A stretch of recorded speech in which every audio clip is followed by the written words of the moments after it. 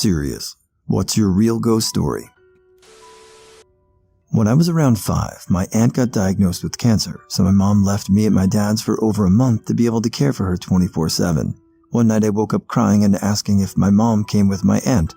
When my family questioned me, I said my aunt came to say goodbye and that she loves me and will take care of me, but did my mom come with her? I miss my aunt. 5 minutes later the phone rang and it was my mom telling us my aunt had just passed. My Uncle Bill died when I was 4. He and I were incredibly close. He was my favorite and I was his. I lived in Colorado, but we went down to Alabama for his funeral. I'm 31 now, so I don't remember him actually visiting me, but I do remember telling my mom, "Mom, Uncle Bill says it's going to snow." My mom calmly reminded me that Uncle Bill was gone and we were in Alabama in 1995. It doesn't snow here. Uncle Bill and I got the last laugh when we all woke up the next day and it was snowing in Alabama. Very lightly, but it was there. My mom died when I was a pretty young adult. I couldn't get her to answer her phone, so I went to her house to check on her and found her body. My mom's sister and I have always been very close. When she came into town for the funeral, we decided to spend the night at my mother's for a few nights to feel closer to her and be amongst her things. We were sitting in the living room with her cat. When I found her, her cat was curled around her head. She loved that cat. We were talking about her life, and it got a little bit deep. We were both crying and hoping she was at peace. Suddenly, the cat who was sitting between us jumped up and started hissing at the fireplace. Then the flue to the fireplace slammed shut really loud and scared the shit out of us. We then heard footsteps above us in her bedroom where she died. It was scary and not comforting for us or the cat. My mom committed suicide and had been really despondent after my dad died. She was also the kind of person who never wanted anyone to feel sorry for her. I think we got too personal about her life and pissed her off. I had several other uncomfortable moments in her house while cleaning it out. My then 8-year-old son and I were packing boxes, and her bedroom door slammed shut. It was a nice day, no windows or doors open. My son looked at me and asked, "Why is Granny so sad?" My grandmother coming to me in a dream to tell me she died. I was in China at the time. When I called home, my family and girlfriend lied about it.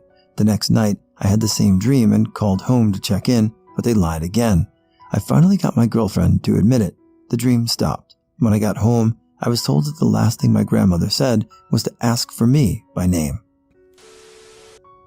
When I was younger, I used to see a black cat that would follow me around. It wasn't an everyday occurrence, but sometimes I would see them, and once I got a real good look at it. Black cat with bright green eyes. Anyway, I never really talked about the cat following me around and don't remember mentioning it to anyone. As I got older, I noticed it less until one day my brother asked me out of the blue what happened to the black cat that used to follow me. That freaked me out a little. I tried to convince myself I was imagining things, but how did he know about the cat and that they were missing?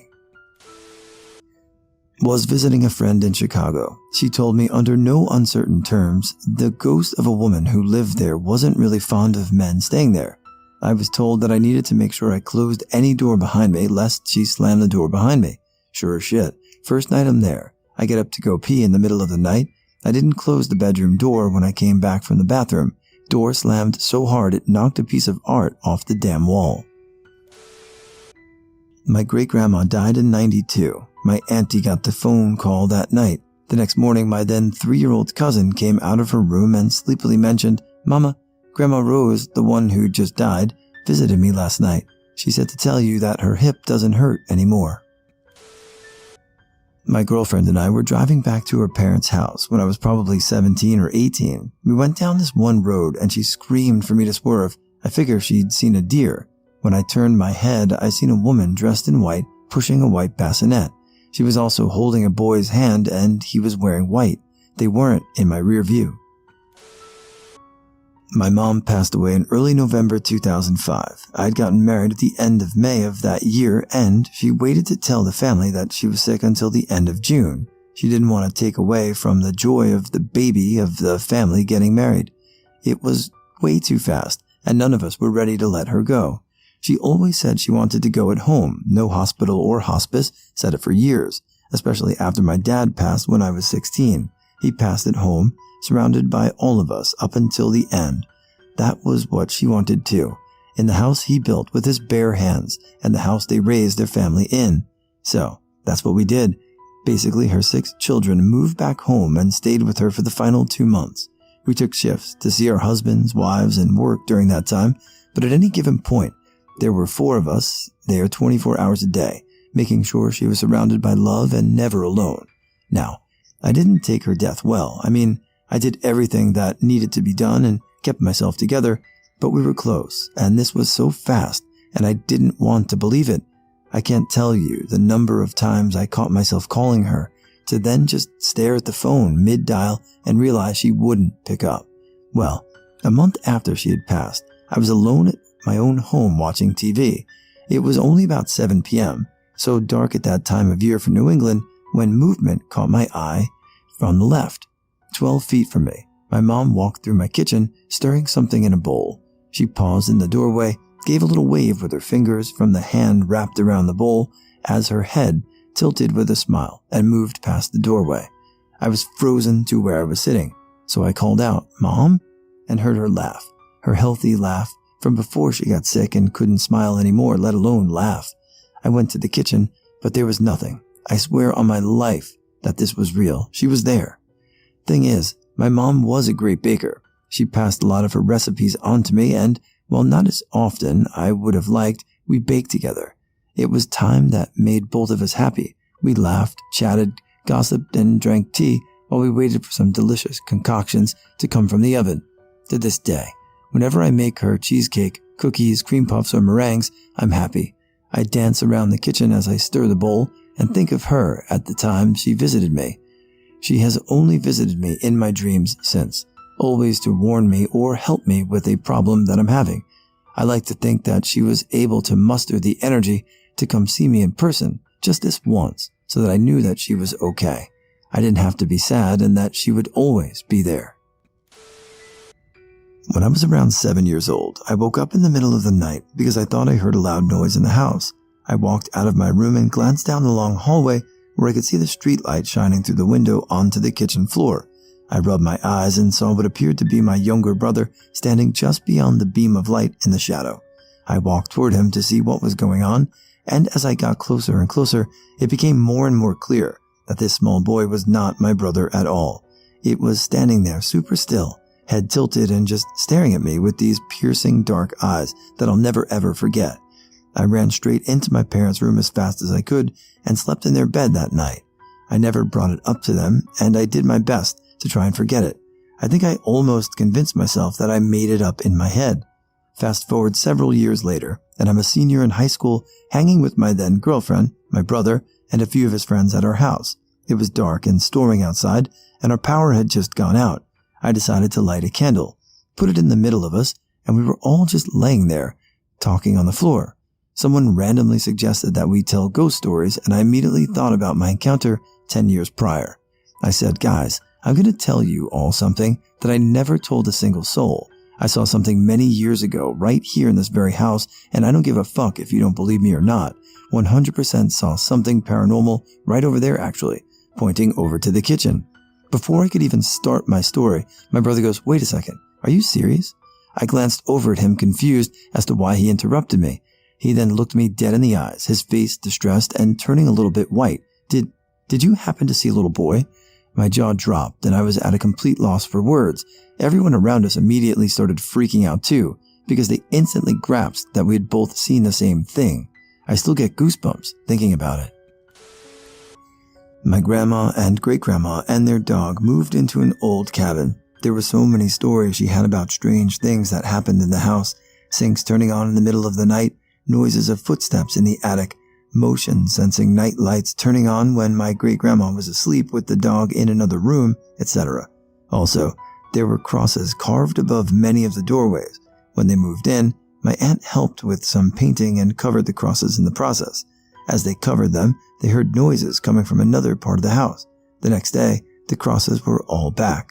Coincidentally, my mom's boss's son just recently moved into the same house 15 years later, and she was telling my mom about her son's haunted house before ever being told that my grandma and great-grandma lived there. When I was 15, my dad was driving to a friend's house to practice some roller hockey. My buddy lived in a 2-story log cabin with a long winding driveway. It was the first time I had been to his house and had been told his parents wouldn't be home until later in the evening. As we drove up, my dad says he thought my friend's parents weren't home, and I told him they weren't. He then points to a second-story window and says, "Well, someone is here." I look up and see an older male dressed in Western clothing and wearing a big cowboy hat. This is Texas, so that's not unusual. I said, "I guess they got home early," and shrugged it all. A while later, I mentioned something about asking his parents something, and he says they won't be home till later. I point out both my dad and I saw someone in his house, and he freaks out because no one was supposed to be there. We then go in the house to check it out and don't find anyone. After his parents got home, we were in a back room of the house, and I see a picture of the guy who had been upstairs. I point it out to my buddy, and he turns white, and he says that was his granddad, who died 6 years earlier. Turns out my buddy's parents believe the house to be haunted by multiple spirits. My uncle died, and due to COVID, we couldn't go to where he was. So, my relatives who lived close decided to set their own wake in our house. I was cleaning my room when all of a sudden, I hear this male voice clearly saying hello in my right ear.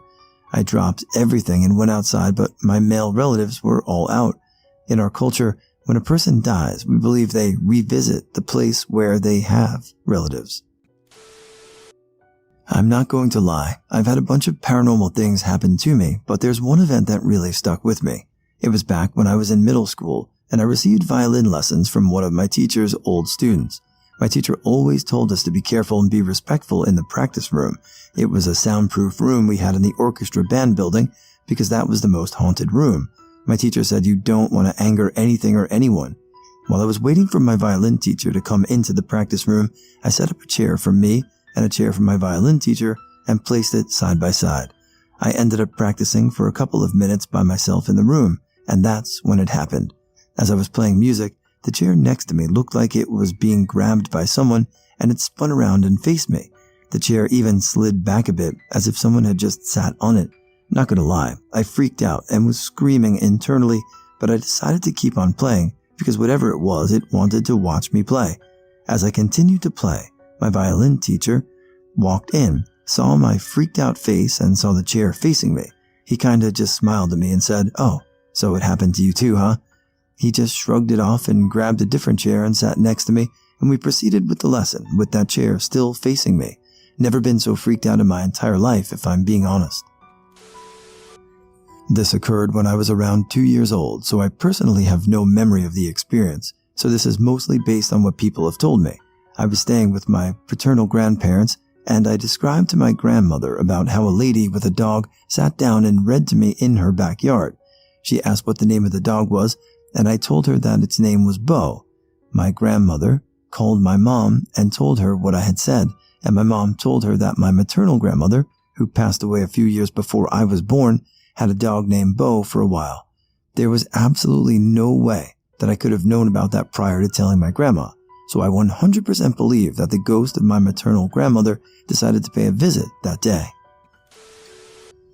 One night, I woke to something settling over my face. Initially, I thought it was my bed covers, but then I realized it all felt wrong and reached up and grabbed the cloth and threw it. I reached over to turn on my bedside light and froze because of what I saw. All of my clothes, which previously had been folded neatly in a basket, were now stacked atop of me, neck to toe. The piece of cloth that was settling over my face was a pair of my son's shorts. So, of course, I froze and listened for whoever was in my home. I stayed that way for about 10 minutes and heard nothing, so I got up and started to search my house.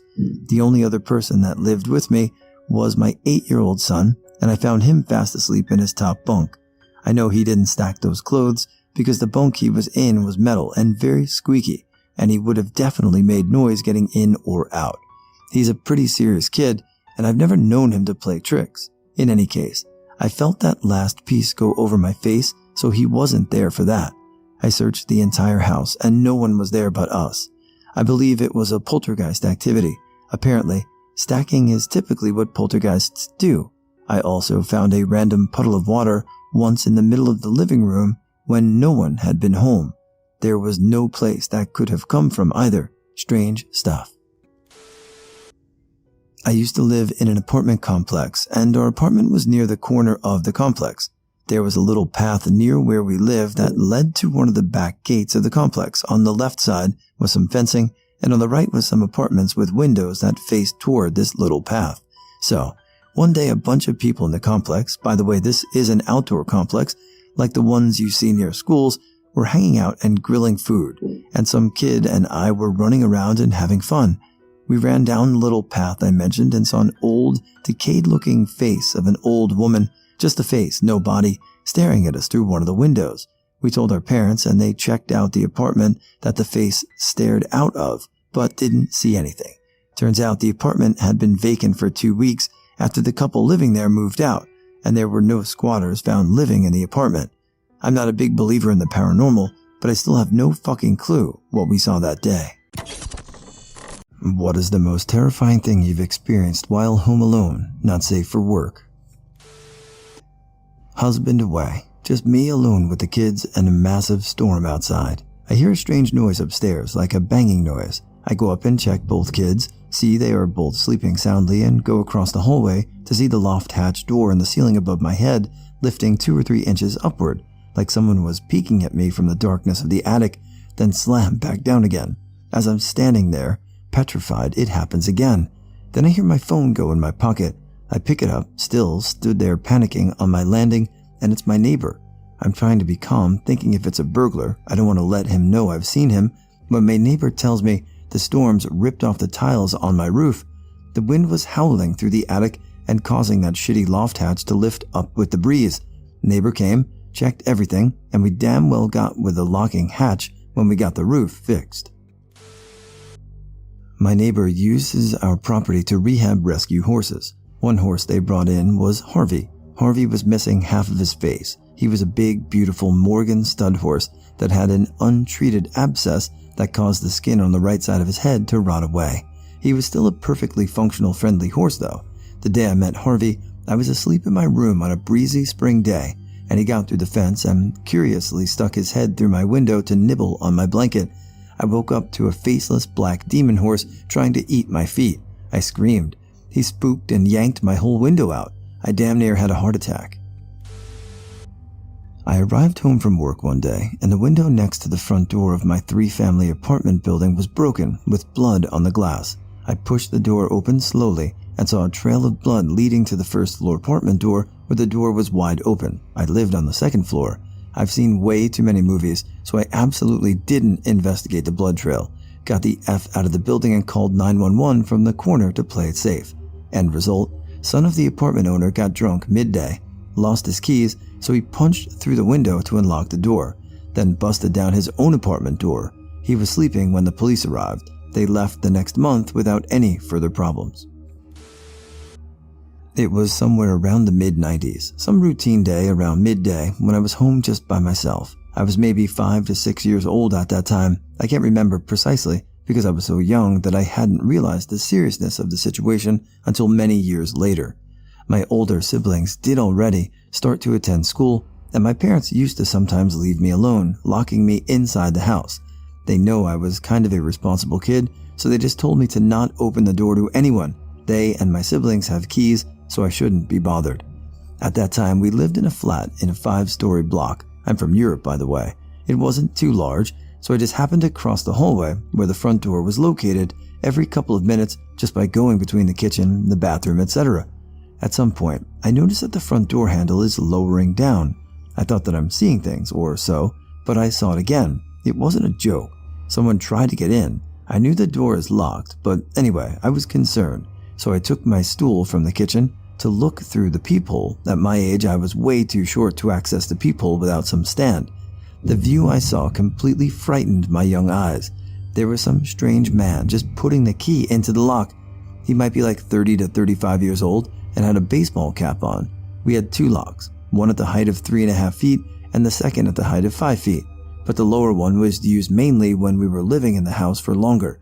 The upper one, so the one lock at the moment, has a manual grip from the inside, so as to close or open the door, often without too much hassle. But there was no possibility to put the key from the inside to prevent from inserting the second one from the outside. I suppose he must have had some lockpick or STH.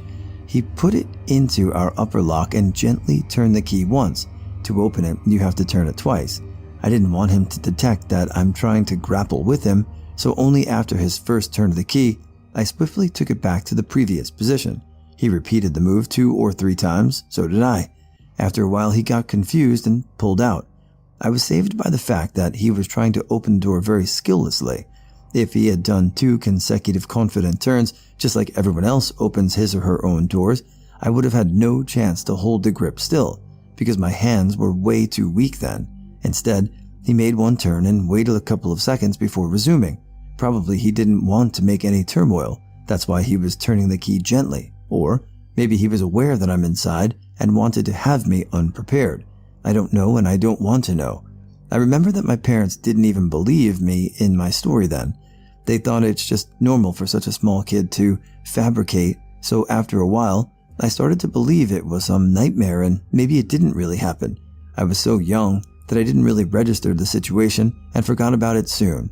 It wasn't until a few years later that I connected the dots and realized how lucky a bastard I was back then. When I was about 9 or 10, I was left home alone and sitting in the living room watching a movie. All of a sudden, the doorbell rings a couple of times. I knew not to answer the door for strangers, so I ignored it. Then I heard a loud banging on the front door, and I could see the guy trying to look through the glass on the sides. I pause the TV and run into the kitchen. The loud banging continues and gets louder and more frequent. I hear him shout, "I know somebody's in there, please answer the door." I'm absolutely losing my mind in the kitchen. I'm crying, looking for a weapon, and then all of a sudden the banging stops. I was relieved and thought that he gave up, but then I hear footsteps from around the sliding door in the kitchen. In a panic, I hide behind the kitchen island in the pantry so he can't see me, but I can see the top of him from the angle I'm at. He bangs on the glass door. "Please, it's important." I'm silently bawling my eyes out and assuming I'm about to die. We didn't have a home phone, and I only had an iPod Touch at the time. Then, he just walks away out of my backyard. I probably stayed hidden in my spot for another 30 minutes or so before I thought it was safe to come out. Not too soon later, my mom comes home and I tell her everything, crying. She goes to the front door and finds a note from the post office. They needed someone to sign the package so they could drop it off, and the package was labeled as super important. My mom calmed me down and felt really bad that I got so scared, but even now, I can't help but think to myself that the mailman was trying way too hard to get my attention. Maybe my child brain exaggerated things and made it more scary than it was, but I remember it clearly, and I really thought I was going to die. I wasn't alone, as anyone who owns a doxy can attest to. My roommate had left to go home for Christmas, but she had left her window unlocked. Now, surprisingly, nothing happened until after the holiday. I was sleeping in my room, door shut, when I started to hear someone moving about the apartment. Not super loud, so I thought my roommate had returned from her holiday. It was late, around 2 a.m., so I'm thinking her flight must have been hella delayed. All is fine and dandy until my door opens. The shape that fills the door is not my roommate. I scream, "Who the fuck are you?" which activates my doxy. She starts barking, sounded much bigger than she was, growling and everything, launches herself off the bed and chased the burglar out of the apartment. By the time I found my glasses and grabbed the Swiffer for protection, my dog had already made a sweep of the joint. Thankfully, nothing was stolen. The person had dropped everything right outside my room. The police never found anyone. The person had left fingerprints in my apartment, but they never matched to anyone. I was fucked up for a while after, but my tiny guard dog made sure to hold the fort down. If not for her, I'm not sure if the person would have run just from me screaming, but damn, nothing is scarier than having your home invaded. When I lived with my dad, I would usually leave right before he did, so he was the last person out of the house. I was the first person home, and one day the front door behind the screen door was wide open. There were no cars in the driveway, and I didn't have a cell phone at the time, so I had to run into the house to grab the cordless phone. I called my dad at work. He said he must have forgotten to close it on his way out that morning. I went through the house with a baseball bat just in case, but the side of the house just wide open scared the bejesus out of me. When I was 12, I was babysitting my 8-year-old brother when my parents went out on a date night. It was 9:15ish at night and I had put my brother to sleep. I was watching TV when I dozed off. I woke up a half an hour later to police sirens outside my house. I go out to ask what's going on, My neighbor from across the street has a strong security system. He has a camera outside his house and it alerts him anytime it sees anything. The camera had shown a darkly dressed man walk up to his house, try to open the door, then walk across the street to my house, open the door and go inside. He had then called the police. The camera showed him then leaving the house and go back down the street. Police caught him as he was trying to board a train. Apparently, his phone ran out of battery and he couldn't call an Uber, so he was looking for an outlet. My family didn't press charges and I don't know what happened to him. My parents were on vacation for a couple of weeks during February and I was taking care of the house by myself. I had made food one morning on the gas stove, did some cleaning and then shift off to work after locking up around 10 a.m. No big deal. After work, I decided to meet some friends up at the bar and finally got home around 12:30 a.m. The first thing I noticed when I opened the door was the smell of gas and how pungent it was. Me, not knowing anything, turned on the lights and started freaking out. Of course, I had not turned the stove off all the way and it was just letting gas out all day. The entirety of the house smelled of gas, upstairs, downstairs, and even the basement. I called the gas company immediately and opened all the windows. But let me tell you what it's like opening all your windows in the middle of February in Michigan. Luckily, nothing exploded, or if it did, I'm dead and living in some weird pseudo-reality right now. But the fact that my parents' house could have exploded at any given moment still freaks me out. This is not a story of mine, it's actually one of my friends. So my friend has a Google Home and has for a while. It's not super unusual for my friend to be home alone because both his parents work full-time jobs and he has no siblings. So one day, he had just gotten home from school and was getting himself a snack when he heard laughter from upstairs. He described it as not like nice laughter, more like creepy laughter. So my friend is kind of spooked by it and heads upstairs to check it out. When he gets upstairs, he follows the sound into his parents' bedroom where he finds that his Google Home must have bugged out and started laughing. So he turns it off, heads back downstairs, and tells the rest of us about it. This was the mid-90s. I was home alone and about 12 to 13 years of age. My parents were at work. I was sitting on the couch watching TV and heard the back storm door open. No way should have anyone been trying to open the door during that time of day. Only my parents and I lived there. Glanced out the back and front windows, didn't see either of their cars in the driveway or out front. Then I heard tapping. Not exactly knocking, but tapping. I think the guy had a bump key because the door wasn't forced and it would explain the tapping. The first thing to cross my mind was the rifle in my parents' bedroom.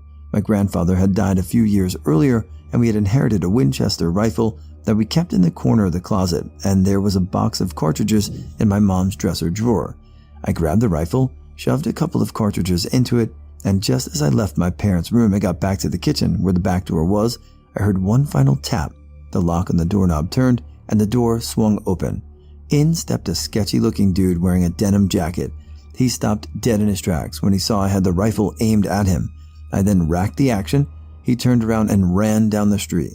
This was the only incident of this type that ever happened at this house. The dude never came back. It wasn't quite terrifying, but it still scared the crap out of me. I was in my early 20s, house sitting for my folks while they were away on vacation. It was late at night when I was certain I heard someone trying to break in through my back door.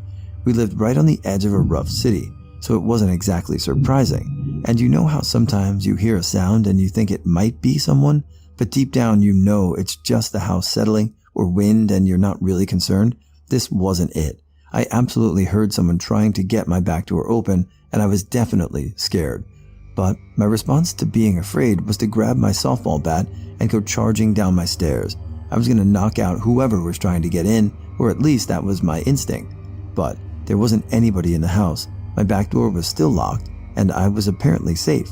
My assumption is that someone either thought the door would open easy or that the house was completely empty, and hearing me or seeing my bedroom light spooked them, but I didn't sleep the rest of that night.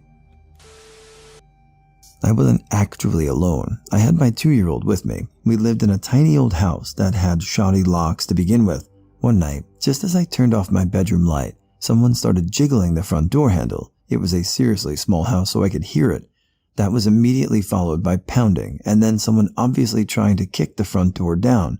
I started screaming at the top of my lungs and couldn't think of what to do. I just kept screaming. Finally, I grabbed my phone and called my parents because I was an idiot and young. They could hear the front door commotion over the phone and told me to call the police. By the time I got the police on the phone, the front door held and the person stopped, but I could hear someone outside my bedroom window. Someone was walking around the house to the back door. Then it stopped and was totally silent. The police got there a few minutes later. They noted a giant footprint in the dust on the front door. The lock was loose, and plants around the house were walked on. They didn't do anything, but give me a lecture of how if I was going to be a single mom, I should either have a gun or a husband. It was terrifying, and somehow my son slept through the whole thing. My almost 2-year-old son running across the room cackling like a maniac when he slipped on the rug and slid headfirst into the fireplace. He landed on the metal grate. When I picked him up, blood spurted 3 feet across the room from his neck. Before I could get my phone or even process what happened, it stopped bleeding. But WTF? No, it made zero sense. He had a deep puncture under his jaw. I took him into the pediatrician because, bleeding or not, it was terrifying looking. The nurse took one look and ran for the pediatrician, who immediately sent me 35 minutes away to the best children's hospital in Atlanta. She offered an ambulance, but said I could probably get there just as fast. The puncture was fractions of an inch from his artery. It stopped bleeding only because it was so close to the pressure in his artery pushed it closed, but it could have gone back to gushing any minute. I've never been so scared as I was when I saw that blood spurt across the room. I used to work with my father for a consultancy we set up. Anyway, I'd gone to stop at his for a few days because of meetings, and he'd just moved into a Georgian townhouse in a new city. Anyway, on this day he was out at meetings all day, which left me working on an article working in the basement. It got to lunchtime, and I decided I was going to treat myself to a bath. I go to the top floor and turn on the taps and work out that I've got plenty of time to grab a quick smoke. I left the bath running. I know I did because that was the point of the smoke. Kill time whilst the bath filled up. When I came back inside, the taps were turned off. I was the only person in the house. I turned the taps back on and watched the tub fill up whilst I rang my girlfriend. I told her what had transpired, and she offered words that were of no solace or anything close to making me less freaked out. Maybe it's a ghost. Well, that's all I needed to hear. I climbed into the bath and spent about 15 minutes in there because all I could think was, whoever heard of an energy-conscious ghost? I won't throw a plate around because I'm too busy making sure you're not overspending on utilities. He lived in that house for another 6 months, but I never stayed there again. Wholesome ghosts are still freaky. It was the early 2000s, and I was at home, all alone at nighttime, no lights on at all, downloading random clips of video game music. I happened across a new track from Silent Hill 2, whose name I didn't recognize, and set it to download, which, thanks to the early 2000s internet speeds, was very slow. And then, promptly forgot I'd even done so because reasons. I go out to the kitchen, nab a snack, and then from back in my room at nearly maximum volume, I hear a horrifying, raspy breathing sound akin to a death rattle, accompanied by a pounding and ill-sounding heartbeat, which promptly led me to just about shit myself in terror. I'd forgotten that I'd set that Silent Hill 2 track to download and did not realize that it would autoplay when completed, and that the track was actually just atmospheric terror noises from the game, and not actually music as I thought it would be. That brief 5 seconds before I realized what was going on were pure fuck no terror, and even after I realized what was going on, it was still damn near giving me a panic attack. The sounds were just that unsettling. Right after college, I moved back to my hometown and was able to buy a small house. Yeah, this was in the late 90s when you could do that kind of thing. It was the first time I'd ever lived alone. Basically, I'd always had roommates or lived with family. So the first night I'm there, I have nothing on the walls, a sofa, a TV on a box it came in, and a bed. I decide it's time to turn in, and I walk across the living room floor, which is wood. As I walk, the floor creaks a little, but then 4 feet behind me, I hear it creak again, like footsteps walking after me. I whip around and there's nothing there. Okay, I think, just the house settling. So I turn and take 4 more steps. 4 feet behind me, there are 4 more steps. I rationalize it away and go to sleep eventually. This happens several more times. Turns out the floor was coming apart on the foundation. As I would walk, it would creak as I put weight on it, hold till I moved away and then release, creaking to match my steps. I felt like a moron for getting worked up and then just enjoyed the show every time a friend would experience it. I had too convinced the house was haunted. What is something you've experienced that you can't explain that's unnatural, supernatural, or paranormal? I had the moment where your life flashes in front of your eyes. I was driving much too fast on a winding road in the rain when I was a teenager, and I'd lost traction and skidded, but just managed to control myself enough to stay on the road and not go through the guardrail. But it was on a corner, and I was fully driving on the other side of the road. I thought I was dead when I felt the wheels go. I can't explain that feeling. It feels surreal even thinking about it now. There's a defunct windmill along the riverbank in my mom's hometown. It was once used to pump water, but the large structure was locked and abandoned long ago. The windmill has since become a gathering spot for kids on summer nights. As I once described, the weird thing is that although the windmill hasn't used for pumping in years, the enormous blades will just start rotating on a quiet night with no breeze. It never happens during daytime, even on windy days, only randomly on still nights in the darkness when people are gathered near the base of the structure, casting creepy shadows as the blades churn in the moonlight. I get really bad, sinking feelings in my gut when someone around me makes a decision that will turn out badly. Like, without having any context or anything, I can just tell when something won't end well. Best example is my mom was trying to find us somewhere to live, and she found a trailer home. The way she described it, it sounded really nice and everything, and they even wanted a $500 deposit. The second my mom said that, I got that feeling. I was immediately against it. No idea why, but it just felt wrong. My mom thought I was being ridiculous, but later found out that the home actually had a rat infestation and needed flooring repairs. Shit was wild. It still happens sometimes, but it was a lot more prevalent when I was younger. Bonus, my grandma just knows things. My family got stranded at the city hall in town. I was born because I needed my birth certificate. The car just wouldn't turn on. It was hot. We weren't in the shade, and my niece was only a few months old.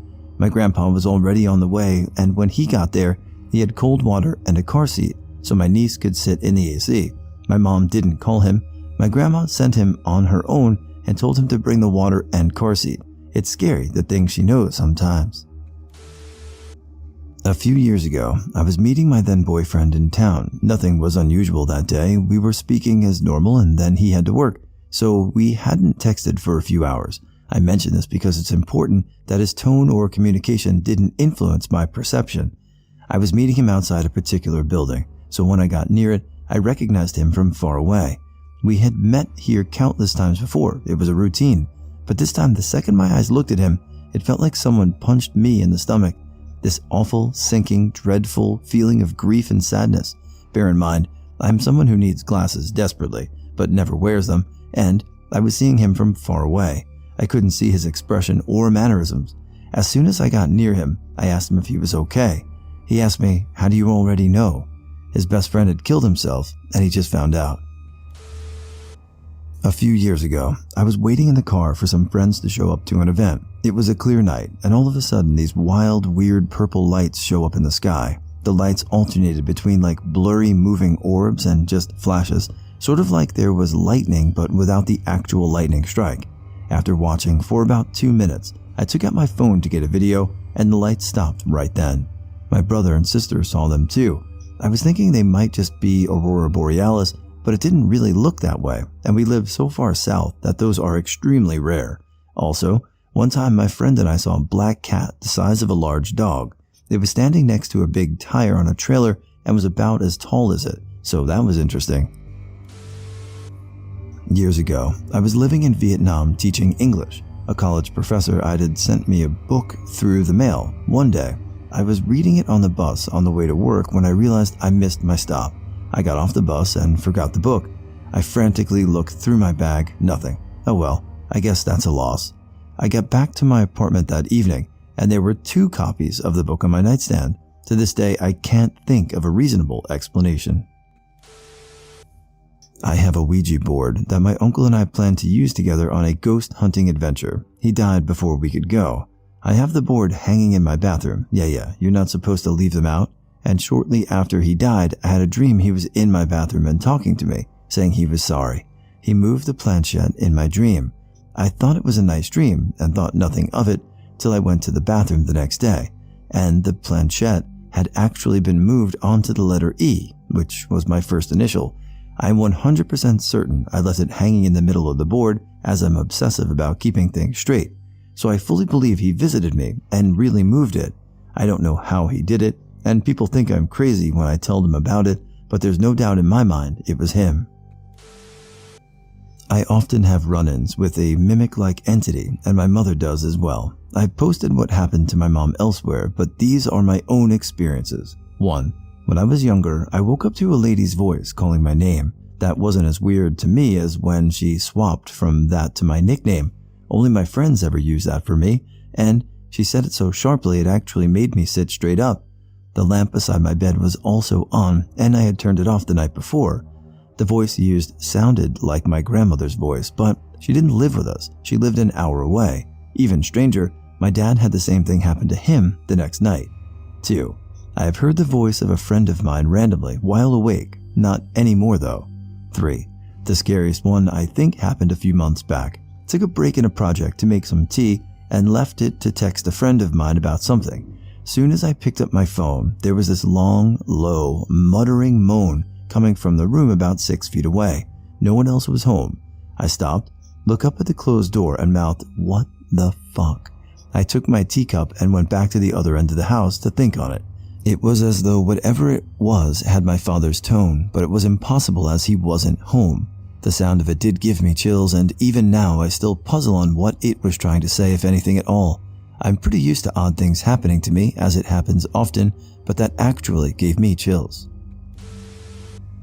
My grandma passed away a few years ago, and she loved cardinals. She said when she died that a cardinal would be her sign of watching over us. I love fishing, and when I first started, I wanted to catch a bass so bad. I watched hundreds of hours of videos and did a ton of research. I went nearly every day for about a year and had 0 bites and 0 bass. I was so frustrated, but I kept going. One day, I went with a friend. We had been there for about 2 hours, and at that point, I was just blindly casting and reeling. I went to the back part of the lake.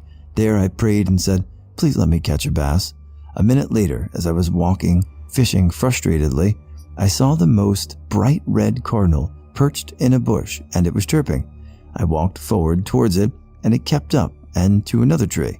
I followed it as it went from tree to tree. Eventually, I came up to a trail along the bank that was almost like a tunnel.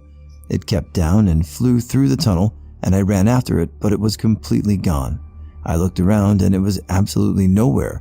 I figured it was leading me back to my friend, and when I got to him, he was catching a bunch of fish, so I decided to stay a bit longer. About an hour later, we went to the back, and I accidentally caught a massive 6-pound bass. I was so happy. When I was 18, I moved to a different state to live with my dad, and something about his house just freaked me out. I always felt like I was being watched. No house had made me feel like that, and none have since. I was long distance with my boyfriend, and we'd have calls late into the night. My room was down the hall from the front door. One time I got off the phone just at 3 a.m. I was staring at the wall in my dimly lit room, and as clear as day, the sound of someone walking in high heels from the front door down the hall pierced the silence, like when you hear a teacher walking down the hall, clip-clop. It started at the front door and stopped right outside my door. I stuck my fingers in my ears and hid under my blanket for what seemed like forever. I eventually took them out, and it was silent. Another time, during Christmas, my dad had a separate mini Christmas tree he kept on a table by the front door. It was specifically for nerdy ornaments like Star Trek, Star Wars, Harry Potter, etc.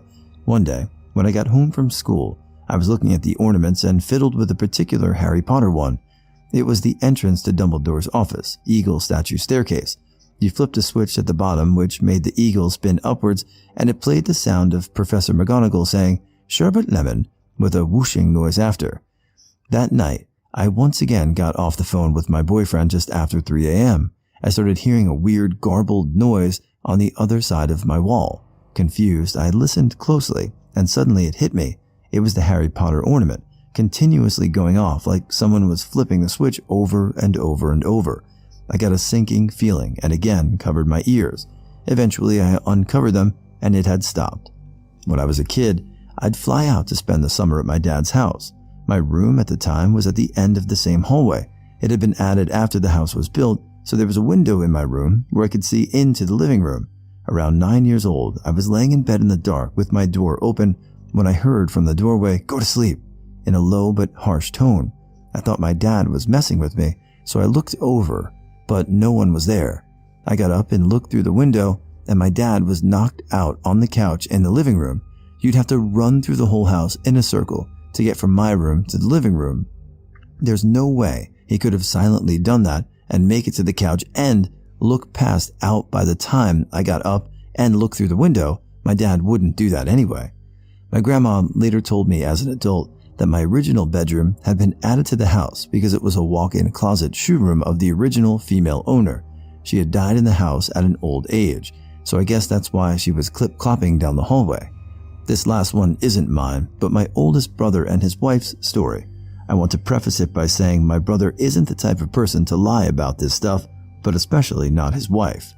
One day, they had both been feeling this negative feeling all day and were being uncharacteristically snippy with each other. They got home from work at the same time and walked towards their apartment. His wife was staring at their balcony with a glazed look in her eye. He asked what was wrong and she said nothing. Once inside, they went to their bedroom. They heard rustling in the house and my brother looked at his wife like, "Did you hear that?" It was then that she told him, "When we were walking over here, I saw someone in our house through the glass door on the balcony." He got super angry and asked why the hell she didn't tell him and let them walk into the house. She couldn't explain it. Something kept her from doing so. He grabbed a shotgun and announced that he had it and was giving whoever was in the house the chance to leave. Silence. He slowly left the room and searched door to door, checking each area. He peered into a bedroom where in the corner there was one of the old big box TVs everyone used to have with the reflective glass screen. He saw in the reflection some strange being, super tall and lanky but squatted down in a crab-like position. He only saw its reflection for a moment before it scuttled out of view. He showed me with his body how it moved like a jolty crab walk side to side. He then went into the bathroom. The being then stepped out from the side of the mirror, but it was in the mirror. He drew a picture of it for me. Again, unnaturally tall, sickly thin, but hunched down in a crab squat position. Pale, wet-looking skin, long, wet-looking black hair, pure black sharp eyes, and no nose or mouth. It sidestepped in front of him and stared at him. He got the feeling like it was daring him to shoot it, but he resisted and ran back into the bedroom. I don't remember. Either he just left with it still there or he screamed at it to leave and it scuttled out of the other side of the mirror. Don't remember. He realized that if he would have shot the mirror demon, it would have gone through the wall where his wife was standing on the other side. They weren't religious, but they got down on their knees and prayed to God. The negative, heavy energy faded and they never saw it again. They've been super Christian ever since.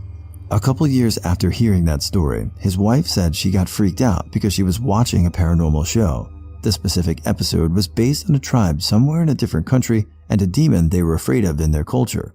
They drew pictures of it for the TV show and it looked and acted exactly as the being my brother had seen all those years ago. Not gonna lie, it really creeps me out and I don't like thinking about it because I feel like thinking about it invites it in. When I get spooked or creeped out, I now avoid looking in mirrors or reflections because I'm afraid I'll see it. Since this thread isn't specifically about ghosts or whatever, I'll share this story of mine from a couple of weeks ago. Full disclosure, I'm a practicing Catholic. Go to Mass every Sunday, pray every day, the whole 9 yards. If you're not Catholic or religious, spiritual, maybe you won't get a lot out of this story, but I hope you do. There is a Catholic saint named Saint Teresa of Lisieux. Saint Therese was a Carmelite nun who died in 1897 and is famous for her really approachable spirituality of doing little things with a lot of love. Prayers to her often result in a very common supernatural phenomenon of her leaving you flowers or roses. If she's going to answer your prayer, you might find roses or flowers in weird places or in oddly specific circumstances. Again, this is very common. I have known dozens of people that this has happened to. It's so common that many Catholics treat it very nonchalantly. Oh, Saint Therese sent you roses. Nice. That kind of thing. I had a big professional exam coming up that I had failed twice already. My job made it clear that if I failed the third time, I was probably going to get fired. I'd been studying hard and of course praying for help, including to Saint Therese. The day before the test, during my usual morning prayers, I asked her kinda innocently if I would get a rose if I was going to pass. I didn't really think anything of it. Not 2 hours later, my cat starts going nuts around a vase of roses on my counter. I had brought them home for my fiancée a week or so before after she had a bad day. Totally forgot about them. He would not leave them alone. I had to physically block him from jumping on every surface. I moved the vase. He was specifically trying to smell or chew on them, and he's never done this with any flowers before. That night, he finally got to them, and when I woke up, the vase was on the floor and the roses were all over the ground. On the way to the test, I was nervous and doubting myself, and asked St. Therese if there really was her or if it was just my cat being weird. The next song to come on my Spotify radio was The Rose by Bette Midler. Needless to say, I passed. Prayer isn't and shouldn't be like asking a genie for a wish.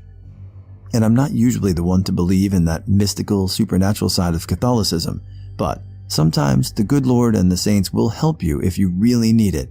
If you're religious and reading this, I'd consider starting a devotion to St. Therese. She's brought me a lot of good in my spiritual life. One time when I was like 12, we had a house fire. Don't worry, we put it out before any real damage could happen because someone left the stove on and there was a box of cereal left on the stove. But the thing is, no one used the stove that night, so it always haunted me by how the stove would have turned on. When I was 5 or 6 years old at night, when I went to sleep, I saw strange eyes and silhouettes of animals. The first one that I remember was 2 bright red eyes looking at me from the ceiling. Then on another night, I saw a crimson red silhouette of a cat. The last and most terrifying was when I saw at the top of my door 2 gigantic and round orange eyes very similar to those of an owl. The only reason why I did not scream was so that they would not find me if they had not seen me already. I've got a lot, but not my own. So I'm in a boarding school that's on a farm with an orchard. Children sneak out at night to pick apples and oranges a lot. So one of the guys I know and all his roommates went about end of February, start of March this year. While they were there, all of them saw a tall black figure moving their direction. At first, they thought that one of the teachers caught them, but it then started moving across a gravel road away from them without making any noise. My friend said it didn't walk, but kind of glided. The next day, they went to one of the teachers, a cool guy, and told him about what they saw. The teacher told them that he had heard that the first year's fathers were talking about the tall black man of my school name. They were camping on the school ground with their sons for an event a few days before my friends saw the figure. My friend didn't make this up because there are a few children that have mentioned that they saw this thing. Also, my grandma's house definitely has something in it. My mom, grandma, uncle, aunt, and grandmother's brother have all felt it touch them, climb into bed with them, bump into it, or seen it at night. About 5 weeks ago is the first time my granny feared for her life in her house because she felt something stroke her face. Around 10 years ago, I was sleeping and I woke up suddenly and it almost felt like something was walking on my bed, like I could feel the pressure of the bed going down in certain spots. It happened a few times over a month or so I said something to my wife about it. Her face went white. She'd been having the exact same experience. It was extremely eerie, and it quit after a few months, and I still cannot explain what the hell was doing it. Serious, sailors, seamen, and overall people who spend a vast amount of time in the ocean, have you ever witnessed something you would catalog as supernatural or unusual? What was it like? Alaska salmon fisherman here. Last summer, my crew member and I were both falling asleep on a perfectly calm night when the whole boat started violently shaking. I wasn't sure if a tree had surfaced and punched through the hull, if we were somehow hitting bottom, etc., until we both storm out to the back deck in our underwear to jump in the skiff. Then, in the 10:30 p.m. sunset, we witnessed the cliffs around us shed layers of house-sized boulders with dust plumes hundreds of feet into the air. It was deafening. Turns out it was a 7.8 earthquake. Luckily, the tsunami was very small, but I've never been in a tsunami. My crew member was posted up on the stern and me at the helm, scouring the horizon so we could motor into the wave of a lifetime. I was on a barkentine sailing vessel a few years back off the coast of Puerto Rico in the middle of a nasty storm. We were dousing our sails when things began to look calm for a second. People were going to rack out when we heard a meaty smack against the side of the ship. Somebody had fallen from the rigging and hit their leg on a gunwale, then into the water. Swells were only 5 to 7 feet, but well enough to conceal a man overboard.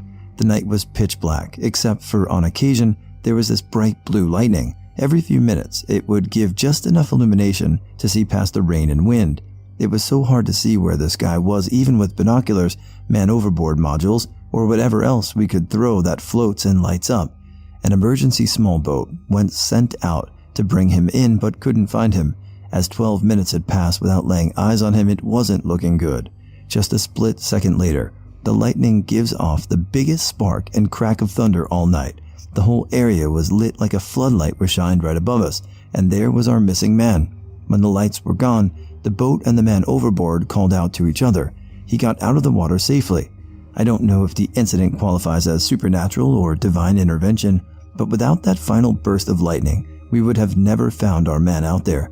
The night could have ended a lot grimmer, but he left that disaster with only a broken femur. Still, I think it's amazing the man tread water with a broken leg for 12 minutes in the middle of a storm. I'll never forget that. My dad's done some trips into the Atlantic single-handed. He's reported many hallucinations, mostly auditory, like hearing people call his name, etc., but more scarily, once he thought he saw a container ship about to run him down. You can't really sleep properly for the first few days because of all the coastal fishing boats, so it was probably just down to sleep deprivation. I was a shell fisherman for a while. The one thing that freaked me out the most, I was chest deep in the water, harvesting oyster lines, when I started to see swirls of water like something was swimming just under the surface, and it was coming towards me. Really freaked me out. Then a head popped up right next to me, and it was a little seal. Scared the shit out of me. I yelled, which in turn scared the seal. We both turned and went our own ways.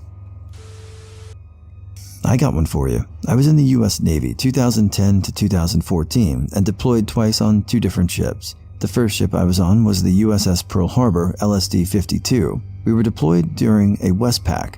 There was a span of time where we were just sailing around in open water, not near any land whatsoever. I was one of the topside watch standards, meaning that I was responsible for reporting any other sea or air activity, i.e. other boats or airplanes, in the area we were in, so incredibly remote that there was almost no activity anywhere. Didn't see a single boat or plane for days. One night, I was standing the midnight to 4 a.m. watch and had just switched to the forward lookout. So I'm standing at the bridge of the ship on the outer deck looking forward. It must have been about 3:45 a.m. because my relief just came up to let me know he would take over from here. We talked for a few minutes when all of a sudden I got a call from the bridge. The officer on duty was asking me what that was. Me and my watch relief look forward and there's this giant light coming out of the ocean. This thing was huge, probably the size of 2 mobile homes put side by side. It comes up from the ocean and then passes overhead maybe 70 feet from the top of the ship, and there was absolutely no sound. Everyone started freaking out, and the craziest thing is that none of our radars picked up any activity whatsoever. We were all just in awe, and no one had any explanation, but we all agreed that we witnessed a UFO. One night, very late, 3 to 3:30 a.m. or so, near the end of my bridge watch shift in the middle of the Indian Ocean while serving on a Navy destroyer, I witnessed an absolutely surreal, mesmerizing, and powerfully moving bioluminescence display and its behavior and interaction in a wild electrical storm. I was already familiar with bioluminescence a bit prior to this, having been stationed in San Diego before this deployment and seeing a few small but still incredibly cool instances of it right near the beaches in my neighborhood there. But this particular occasion on this deployment was something I had never imagined was possible. It was a blazing hot, muggy night out there and pitch black. The air was so thick with humidity that no starlight or moonlight came through it, and we were at least 1,000 miles off any coastline. The only light that punctured that, sometimes disorienting, endless dark horizon was occasional flashes of lightning way off in the distance from some growing thunderstorm. Nothing unusual yet. Pretty standard night watch for that remote part of the world. Over the course of about 20 to 30 minutes, we had moved much closer to the cluster of storms, and the lightning was getting much more intense and vivid. I went out on the bridge wing with a couple of the other sailors on the bridge team to watch what was now pretty quickly becoming a highly unusual frequency of lightning and deep, heavy crashing of thunder. And that's when we started noticing what was happening on the surface of the water. While still a considerable ways off out in front of us, general direction of the ship's heading, we saw bolt after bolt after bolt of lightning at various distances, but mostly within seconds of each other. actually striking the surface of the water and causing a whitish glow to emanate in the area where it made contact. I've seen quite a few heavy storms way out in the middle of nowhere on the ocean, but can't recall ever seeing the lightning actually making contact with the water like that. That alone was breathtaking and bizarre to witness. A few minutes of this went by, and then the real show began. The lightning became slightly less frequent, but the individual bolts seemed to be more powerful, and from the area on the surface of the water they made contact, we began seeing these pulsating, rhythmic, dazzling areas of neon bluish and green bioluminescence rapidly radiating out in circular patterns and continuing out over great distances. Like a ripple effect when you throw a rock into a calm lake or a chain reaction in combustion. All of us on the bridge were just spellbound. I almost couldn't believe what I was seeing, except that there were half a dozen other witnesses up there with me seeing and confirming the same thing. It felt cosmic. It's like everything was completely electrified. The air, the ocean, in between the chest-rattling booms of thunder, you could almost even hear a buzzing or crackling all around you, like hear sometimes around you down power lines or something. We were radioing down to various other watches inside the ship, trying to get them to rotate up here when they could to come see too, because honestly, no description could have really done it justice. This only lasted for a few minutes though, before the lightning stopped striking the ocean surface and went back to only bouncing and forking up into the clouds again, with the pulses of the bioluminescence fading with it. That happened almost 10 years ago now, but I can still see and hear those incredible minutes very clearly when I think about it again. What an experience. So, that UFO that was buzzing around the USS Nimitz off the coast of San Diego in 2004, I was aboard the USS Princeton at that time. I was a fire controlman, meaning I had access and knowledge to the ship's radar systems. The Princeton was the air command defense platform for the Nimitz strike group. The whole phenomenon was 100% real, and I remember watching the exact same videos you've seen on CNN back then. Weird thing is the video was a regular MP4 video, or some kind of video file or another. The video made its way around the ships, and within 48 hours it was completely gone, vanished, just like that off the ship's LAN. It was all anyone could talk about for a full day, then no one ever talked about it again. Weird. My 59-year-old uncle was captain of a commercial ship.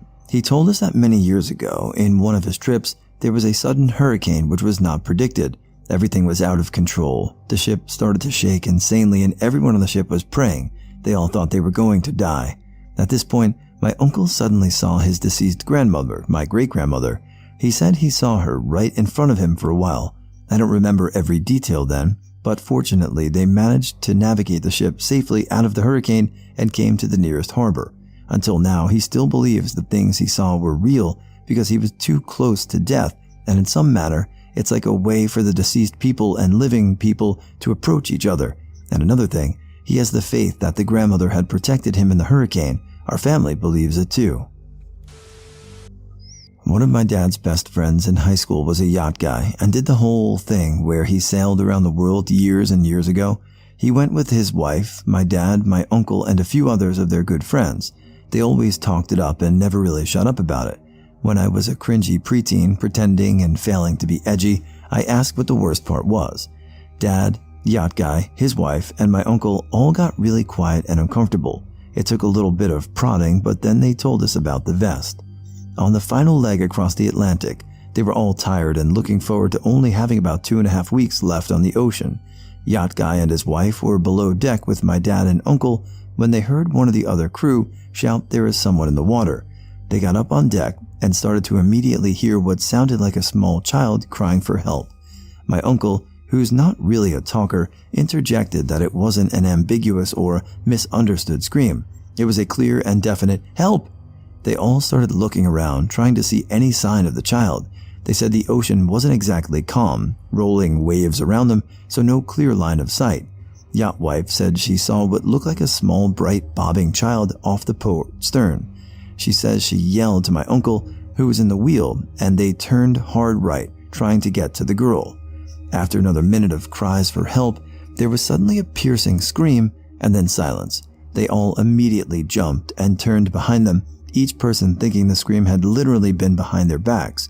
At this point, they were all already freaked out, until they looked back to the stern and saw an old yellow, faded and frayed life jacket not 2 yards off the bow. Yacht Guy described it as an old life jacket, something from the 60s or maybe the 50s, but even old by the time they went on their trip. My dad grabbed a hook and tried to pull it in, but missed, and the jacket quickly drifted out of reach. They said they all started watching it drift away. Right as it crested a wave and fell out of sight, all of them swore they saw a small child in the vest. Then it dropped onto the other side of the wave and they didn't see it again. This gave me the heebie-jeebies when I heard this story. They might have been screwing with me, but my uncle got very disconcerting when telling the story with my dad and Yacht Guy, which is concerning because he's usually a calm and level-headed guy. Was an AUV pilot on a ship mapping the Titanic debris field for the Titanic's 100-year anniversary episode on the History Channel. It was a 3x5 mile survey, so a lot of area that hadn't been mapped before. The ROV on board was taking video footage of the larger hull section and would bump into the Titanic when they got too close, and parts of the hull would get stuck to the ROV we called rusticles. I was 22 at the time and thought, cool, part of the Titanic hull. I took a big chunk of iron hull. Wrote to my dad about it, very excited about my new artifact. He has been an ocean explorer for my whole life and is very easygoing pretty much all the time. But he became extremely serious after I told him. He said, let's not tempt fate here. Don't ever, ever take anything from a gravesite ever. Throw it back in the ocean, please. I guess he has friends that swore they had become cursed after taking artifacts from gravesites, like the strange curses of the archaeologist who opened some of the pyramids of Egypt. So as any 22-year-old would do, I kept it in my bunk room. Sure enough, the next day I got this awful fever and felt terribly ill, very off, and was bedridden on a work trip. No one else on the ship was sick, and of course naturally thought, I'm cursed, I got the plague. So, threw it back when we were back over the wreck site, and sure enough got better that day. I mentioned it to some of our more senior team, and they all had stories of people getting cursed after taking and keeping things from a gravesite, and that things would mysteriously get better if they returned what they had taken. Weird juju there. Respect the dead. I'm not exactly a person who spent most of his life on sea, but during summer I used to go sailing with my father. We have a friend who owns a boat, which really just helped us out a bunch. During those expeditions, I've seen many things, but all of them were easy to explain. For example, blurry creature somewhere around the boat was just me using way too much imagination than needed. Turned out to be a net. Except for this thing. It was pretty cold this day. I remember that I had to wear my jacket to stay cold. We were just kind of cruising around some island. Island might be too much. Small piece of ground with like 4 trees and a bunch of bushes. I sat on the side of the boat and just watched the sky. It was a beautiful sunset. As the sun went down, it soon became relatively colder, and my dad said we have to go back. I agreed and started to help him get the anchor back on the boat. As soon as we ended, I noticed that one of the stars was just circling around. It was a very smooth movement, definitely not a helicopter, and I doubt it could be a plane. I told my father that there is a light source just moving in circles, hoping he would explain this. He didn't. He sat there, looking at the sky and slowly turning his head towards me. He said, we need to go. As soon as we returned to the harbor, I started asking him what that was, but he didn't answer a single time. Up to this day, 8 years later, he doesn't want to talk about it. Sure, it might be anything, but the curiosity will never end. I was stationed on a ship where something tragic had occurred in the past and several people had died. I'm not one to believe in ghosts, but there were several people on my ship that believed it was haunted, especially in the middle of the night. There were several people who claimed that they had supernatural experience where something moved or got flung across the room as if by a ghost, or someone once swore they actually saw a ghost. Like I said, I'm not one to believe in ghosts, but I swear there were times in the midnight hours where I felt an unsettling otherworldly presence. I even had a nightmare on the ship about a ghost finding me in my rack that had decided they were going to follow me from then on, and it really freaked me out. Honestly though, I hate to break anyone's bubble, but looking back, I really don't think there was anything supernatural going on. I think we were all stressed out and overworked on deployment, standing watches at all hours with very little sleep at times, so I honestly think we were all imagining it. My dad was a navigator for a US Navy warship for several years, and its usual patrol routes were along the eastern seaboard and along through the Caribbean. You know what that means, years spent traversing the Bermuda Triangle. While he said it was never a dangerous place in his experience and that most trips were uneventful, he said that on a lot of trips some weird shit happened. Sometimes instruments would stop working, start giving obviously inaccurate readings, and my dad would have to navigate the ship by stars. On these nights, my dad said he would see balls of light flying around them, sometimes in slow arcs and sometimes in wild patterns, but the balls always ended up diving into the sea without a sound. Serious. Urban explorers of Reddit, what is the scariest thing you have seen whilst exploring? Was exploring some pipes underground with a more seasoned explorer. We were able to walk through them as they were about 9 to 10 feet high. We were pretty far in and turned a corner and came to an opening where it branched off. The atmosphere down in the new tunnel was completely different almost instantly. It had a wall of coldness that was about 20 degrees colder as soon as you stepped into it. If you stepped back a foot, it went back to normal. There was also a low rumble, droning sound coming from deep within its darkness that was very ominous. We both immediately felt an enormous feeling of dread and had no intention of going down it. Might not be the scariest story, but if you experienced it, it felt like you just stumbled upon something evil with nowhere to run. So I went to a small liberal arts school in northwest Pennsylvania. We had a building on campus that was used for registrar and alumni relations, but only the first 2 floors were used. The other 2 floors were abandoned. One day, me and a buddy were doing a fraternity activity while we were pledging. We had to get pictures of interesting items on campus, so we figured what could be more interesting than the alumni relations building. We sneak past the first 2 floors and get up to the 3rd floor. It used to be the old theater, and there were still lots of props and chairs from those days. The first thing we see when we walk in is a dummy's severed head hanging from a rope in the middle of the room. This building was rumored to be haunted for years, and while we didn't see anything, the temperature shift was definitely noticeable when we got to the 3rd floor. There was hella stuff up there, and we wouldn't have taken souvenirs, but we were worried about getting back down and being questioned. After poking around and seeing graffiti from all the years past, we got our pictures and decided to be adventurous and head to the 4th floor. Once we got there, I could not shake the feeling of being watched, just the uncomfortable feeling that someone else was there. The 4th floor had no working lights and looked like it was used for storage. We poked around for a few minutes, and then something crashed in front of us, and we noped the F out of there. I knew a few people that had gone up there that had heard yelling, and some even claimed to have heard footsteps around them. It was a very old campus, so nothing would surprise me. One of the weirdest things I saw was outside of an old abandoned hospital in Kansas City, kind of near the Jazz District.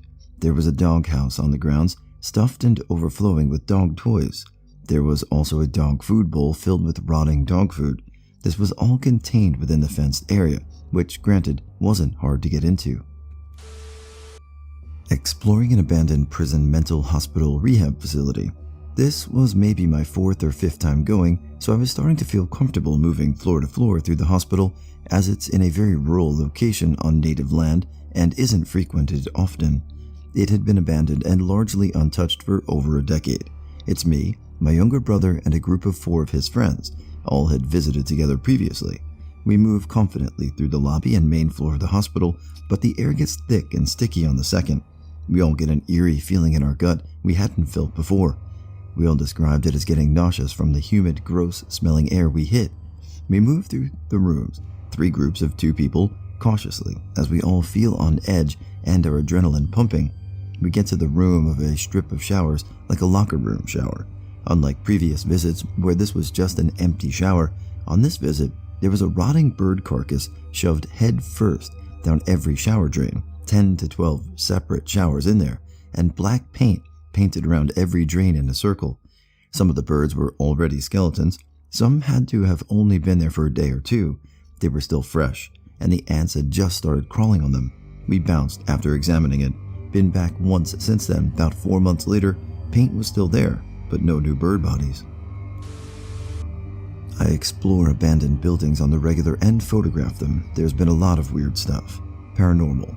I was exploring with new people I had never met before. They ended up being very close friends for a while. We were in an old TB hospital in my area, shooting and getting to know each other. This TB hospital is known for ghosts and stuff, but as someone who's had weird shit happen a lot throughout my life, it doesn't bother me a bit. I won't go looking for it, but stuff just seems to happen sometimes, and I kinda just shrug and move onto the story. So, I was on the side of the floor, and my friends were on another side. I found a door that was jammed shut, so I started kicking it open. After 3 kicks or so, I looked in, realized it was just a bathroom, and moved on. Now, my back was facing the door, and I was shooting something else. The door I had just opened slammed behind me. It makes me jump, but then I just go back to what I was doing. Only a second later, the door slams again, and then it just keeps slamming open and shut. I'm just staring at it, because I figured my friends were fucking with me. The door jammed whenever it was shut, so it had to be them. There wasn't any wind. It was a hot, humid summer day with virtually no wind.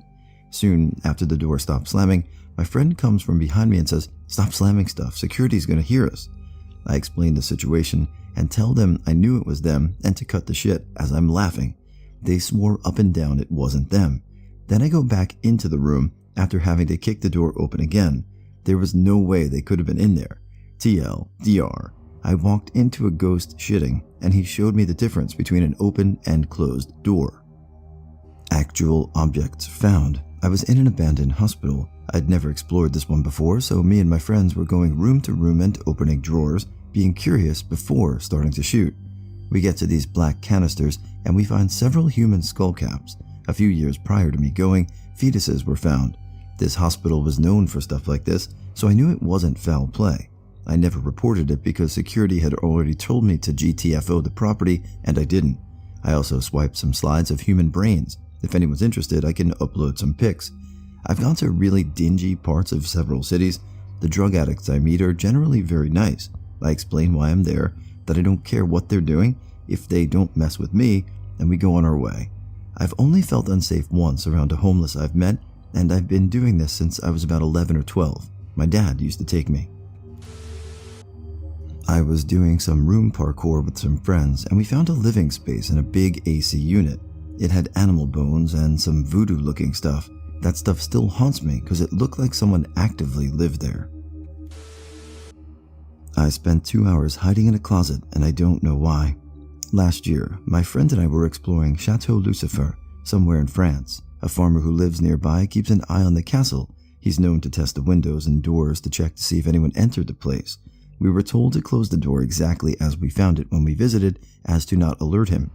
We make a round, check every possible entry. Everything is locked up tightly, barricaded with wood, and screwed shut. We climbed onto the veranda as the front gate to it is closed with a chain lock and slipped through the front door, the only door not barricaded. Luckily, it went smoothly, and we closed it quickly behind us exactly as we found it. We are in the hallway, and we sneak into the first room we see. The castle floors are made of wood, and every step we take feels loud. Better to try and walk as much as possible on the carpets. We find the secretary, the piano, and the bedrooms fairly easily, and we decide to go up the stairs. I start to see more books and hope we're getting close to the library, the main reason I wanted to visit. I notice a buzzing sound in one of the rooms upstairs. Weird. One of the windows is covered in flies, though I don't see any dead animals. We check all the rooms on the second floor before moving to the third. Every time we pass a window, we check if the guard is not in sight. Walking around makes noises, and moving next to a window can attract unwanted attention. I'm focused on the sounds I make. I try to keep it to a minimum as I hear my hand sliding over the guardrail on the stairs. It's impossible to move around without making noise. We decide to go right, and as we walk through the corridor, we hear a door pushed open, scraping over the floor. My friend and I give each other a startled look. Fuck.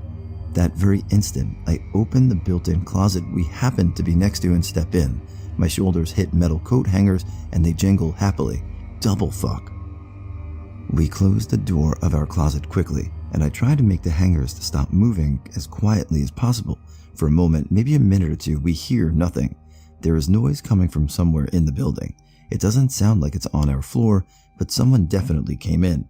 Could be other urbexers. Could be the guard. Somebody is scurrying through the building, and I'm trying to form a picture of what it is they're doing. And then it starts to get weird. No doors inside the building are opened or closed. Nobody is walking through the building, checking the place out.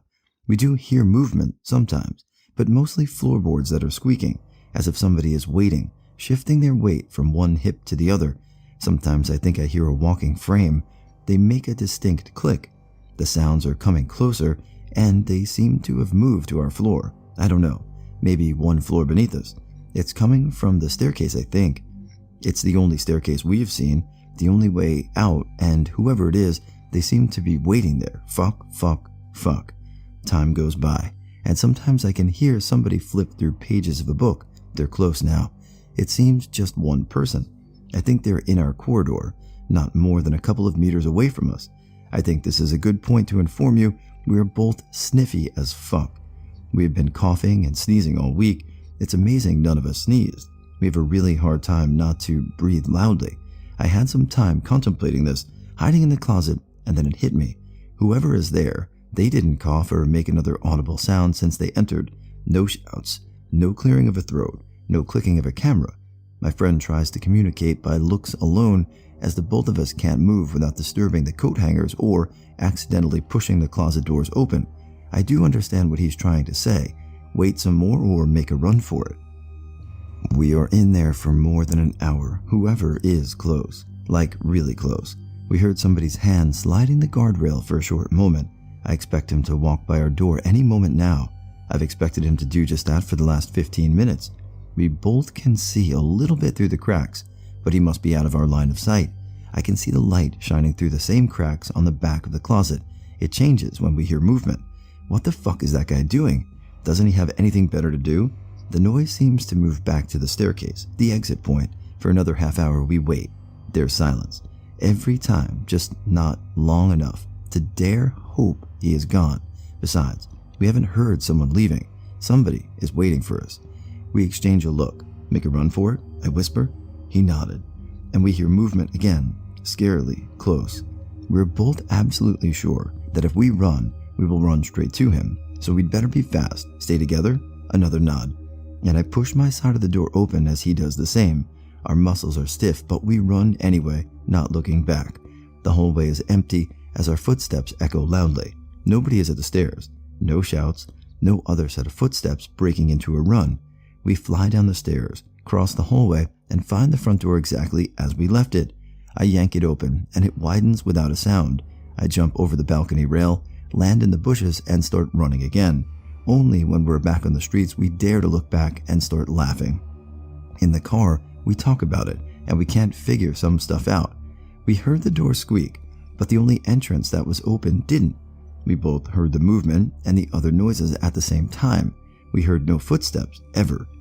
I interpreted one of the noises as a walking frame, my friend as a metal clicky sound. I think I heard someone flipping pages of a book. He couldn't figure out what made the noise, but his description of it was about the same. We both heard movement, and we both are sure it moved across the same path through the building. We both heard the guardrail. He heard a metal rod click against the bars of the stairway. I missed that. We both were absolutely, without a doubt, sure someone was very close. It sounded nothing like the usual thing you hear in an old house, the expansion and settling of woodwork and such. We don't believe in ghosts. Someone must have been fucking with us, right? Right? Herd of wild dog, beautiful and scary at the same time. I saw them like around 250 meters away, and they were beautiful until I noticed some of them trying to flank me, while others were trying to take my attention. I was hiking and in nowhere. They chased me until I knocked one of them with a rock. They ran away immediately. Me and a friend used to hang out at a natural causeway, like a path out into a river about half a mile long. There were bench seats at the end, popular with dog walkers and potheads. That's me. We spent an evening there just smoking and watching the boats pass until around 11 p.m. Next morning, we went back, and there was a large wreath made out of sticks and thin branches around a meter in diameter, staked to the ground, standing upright with blood poured over and around it. My buddy said it was a common witchcraft thing. On like a Monday, in the middle of the day, a friend and I were exploring this building next to some railroad tracks right on the outskirt of the city.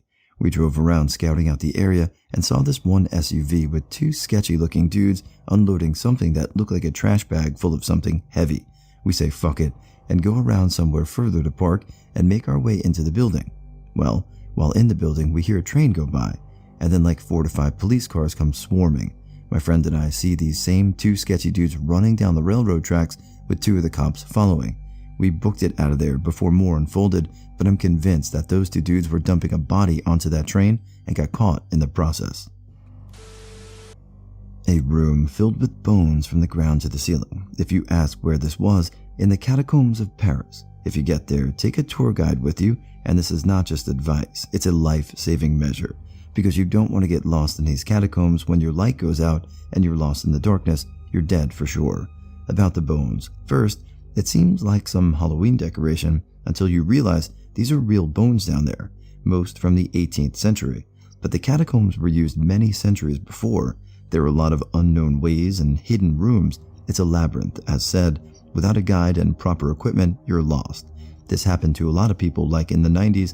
There were underground techno parties in the catacombs, and many people got lost when leaving the party, getting lost in the dark and then starved to death with no way out.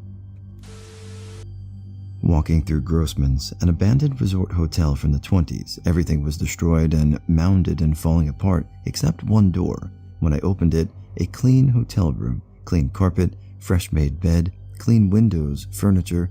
I either opened a door to a parallel dimension where the hotel was still open, or I walked directly into some squatter's bedroom. I noped out quick. The building isn't there anymore. Have yet to do this, but here in St. Louis, on the St. Louis University campus in Midtown, is a building where the boy that was possessed in 1949 was treated for several weeks before he was taken to the Alexian Brothers Hospital in South St. Louis City. The basis for this, The Exorcist, the 3rd floor, where he was and had been locked and off limits since he was moved out of there. I believe it's still possible to ascend the staircase and stand right outside the locked doors. What is your most disturbing event that happened to you while you were alone in your house during the day? So I'm 12 or so, chilling on the couch after school eating a PB&J. The couch is next to a sliding glass door which opens to our deck. I see a ladder being carried past the deck. That's odd, I think. The next thing I know, the ladder is being set up against the deck. I yeet my sandwich across the floor, run upstairs and call the police? No. My parents? No. My best friend? Yes. Anyway, it turned out it was just maintenance guys there to wash it or paint it or whatever. My mom forgot to let me know. This happened to my partner while I was at work, and he was working from home a few months ago, about 2 in the afternoon on a weekday. Our dogs started barking like they do when they're startled by something outside. My partner looked outside and saw nothing and carried on with his work. A few minutes later, they did it again, so he looked outside again and saw our backyard filled with police officers, all pointing their firearms toward the door of our shed. Cannot see the door from the window my partner was at. My partner goes outside and the police ask who they are, replying to say they own the house and ask what's going on. The police say the man was on the run with an assailant and ran into our shed to hide from them. They obviously weren't far behind because they found him quickly after. Safe to say, we both were very paranoid for weeks after that. Weeks later, and we casually meet our neighbor on the lawn and they ask if we knew what had happened. When we said no, they pulled out their phone to show us a video they'd made from their house, an angle showing the shed door of the criminal. A few more weeks after that, and one day the doorbell rings. It's the criminal. My partner opens the door and recognizes him. The criminal claimed he thought he dropped his key in the shed and asked if he could go look for it. My partner, being nice, takes him around to the shed, and the criminal goes straight in and lifts one thing and miraculously finds his dropped key. So we're obviously pretty sure it was a bag of drugs or something that he'd hidden in order to not be charged with possession when he finally did get caught. Mad story though. I used to live in a guest house and had my computer set up in the living room. From time to time as I was working on it, I would hear 3 distinct knocks. They moved around too. I could never figure out where they were coming from. Sounded just like someone knocking on a door or wall. In fact, the first few times I thought someone was knocking on the front door and went to answer it and there'd be no one there. Once, when I had a friend over and we were working on separate things not facing each other, I heard a big clap. I figured he'd killed a mosquito, so without looking over I asked him, "Did you get it?" He turned around and said, "What?" "That mosquito you just killed." He said, "I thought that was you." Never did figure out what it was. It was the guest house of mysterious sounds. When I discovered I wasn't really alone, my schizophrenic uncle was in the backyard. I was taking an afternoon nap and woke up with my uncle saying, "I'm going to catch you," through the window above the couch I was laying in. I was super startled, closed all the windows and hid under the bed. Don't know what he really meant by that, but it frightened me a lot at the time. No, he didn't do anything to me, ever. Clothes, equipment, towel, tent, absolutely everything I had and was taking to a 5-day camping festival with friends laid out all over my bed and floor of my room. Early evening in summer, so still a bit light outside, doesn't feel like night yet. Bring something over my head for some reason, maybe a hoodie. Hit my bare bulb on the ceiling light, explodes molten hot glass all over my fresh, neatly laid out stuff, melts into the carpet, melts into some clothes. Light outside dims rapidly within a few minutes. I'm left standing in total darkness, with glass covering all my shit, have no idea how to proceed.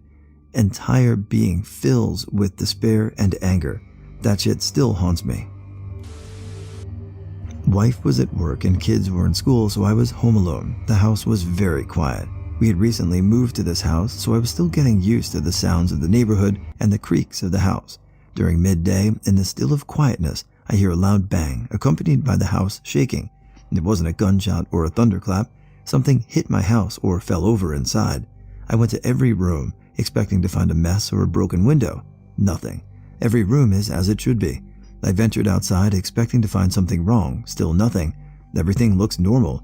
I'm starting to doubt my sanity. Did I actually hear something or not? Because if it was all in my head, how did it shake the house?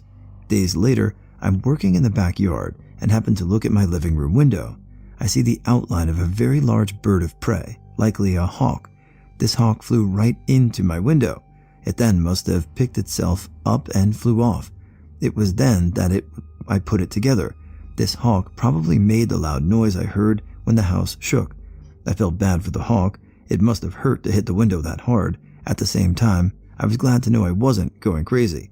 TLDR. Hear a bang that shook the house. Found out days later a hawk flew into my window, causing the noise. 7 years old or something, I grabbed a hard candy from the upper cabinets with a chair that I wasn't allowed to eat for obvious reasons. Started choking and panicked. Ran outside into the street. My mom came back home at the exact time from the grocery store. She saw me choking, dropped her bicycle with the grocery bags on the street, ran over and performed the Heimlich to save me. Literally would have died if she was 30 seconds later from the store. I'm still afraid of hard candies. Once when I was 14, I was home alone and watched some TV at afternoon when suddenly I heard the back door of the house opening. I went to check the parking lot and there was a car I didn't know, which made me more curious.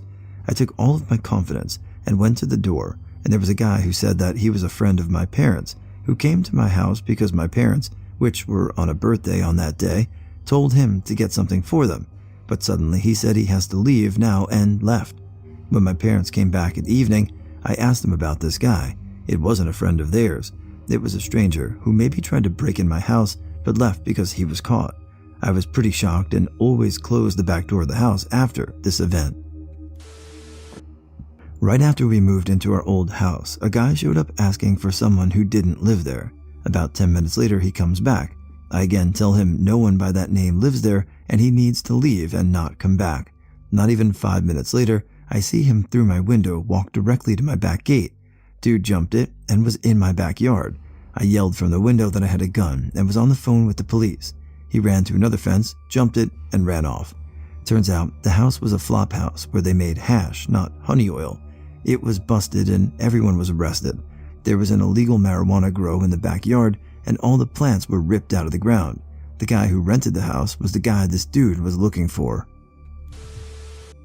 I was 15 and we had just moved into a brand new house in a new part of town, so I woke up that morning maybe 11 a.m. and I was on my way to the bathroom when I came face to face with a guy. He looked surprised, said sorry and left the house. Apparently the contractor's employees were using the bathroom and didn't know we had moved in. They didn't see the toiletries and towels. My parents were really upset about it. Locks were changed rapidly. My parents didn't like that house and sold it less than a year later. I was doing some cleaning when I heard my name called from another room. I was about 15 and thought it was one of my parents. I went out to check.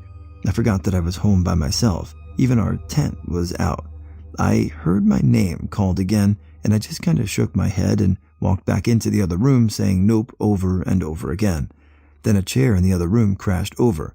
I'm still by myself. I just stayed in my room with my baseball bat until my parents came home. I was sitting in a house I was renting alone watching television at about 11 p.m. There was this strange humming noise that came like it was coming from every direction. Several pictures I had on an end table fell over and my doorbell was ringing over and over again for like 3 minutes straight. I was frozen and, needless to say, did not sleep that night. It never happened again after that. I moved out about 7 months later. I used to live in a shared flat. It was an old block of flat in a quiet part of town. Our flat was just above a closed restaurant. During the day, when we were in the bedroom, we would sometimes hear a huge noise, like hundreds of people talking like a busy train station hall. When we went to see in the next room, it was always dead silent. We checked around, above, in the restaurant, under, but nothing, and it could only be heard from one room. It wasn't threatening or anything, but so weird. Other weird stuff kept happening to the four of us living in the flat. One morning, I woke up to a guy curiously looking at me in front of my bed. For some very weird reason, I didn't feel scared. I looked at him intensely for at least 30 seconds. He was young with spiky hair and frosted tips. I briefly turned to wake up my boyfriend, and when I turned again, the guy had just vanished. Another time, there was a small group of 4 chatting and looking at me with curiosity on the other side of my room. The strangest thing here was that it didn't feel threatening at all. Similar things happened to all of us while we were living there. And just so you know, I don't do hard drugs, and the flat had a carbon monoxide detector.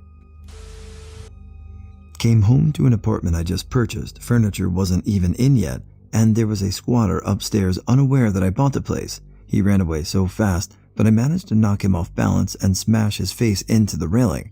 At the time, he was an intruder to me, who I probably would have shot if I had my firearms with me. Later on, I felt bad. I changed the locks and fortified the windows. Do you believe in the paranormal? If you do, what's the creepiest or weirdest experience you've had with ghosts? So I work for a security company that provided security for state offices, structures, parks, and buildings. One place was an abandoned state mental hospital. It was spread over 23 acres and had about 20 or so buildings. Our job was to make sure that the doors remained locked. We patrolled the site 24/7, 365. If anybody else was found on the property, we'd have to detain them, wait for police, and they'd go to court on the next available day. The place was built starting in 1863 and abandoned in 2003. The original building still stands, and there were some modern buildings as well. The place was creepy AF, especially at night. There was no power, so it's just pitch black at night. The only thing you could see was whatever is in front of your headlights. Well, among other creepy things that happened here, this one is bizarre. There were children at this facility over the years, so random playground equipment scattered. I saw this swing going from where I started filming. It didn't stop for a good 3 to 4 minutes after. It happened multiple times on different swings throughout my time there.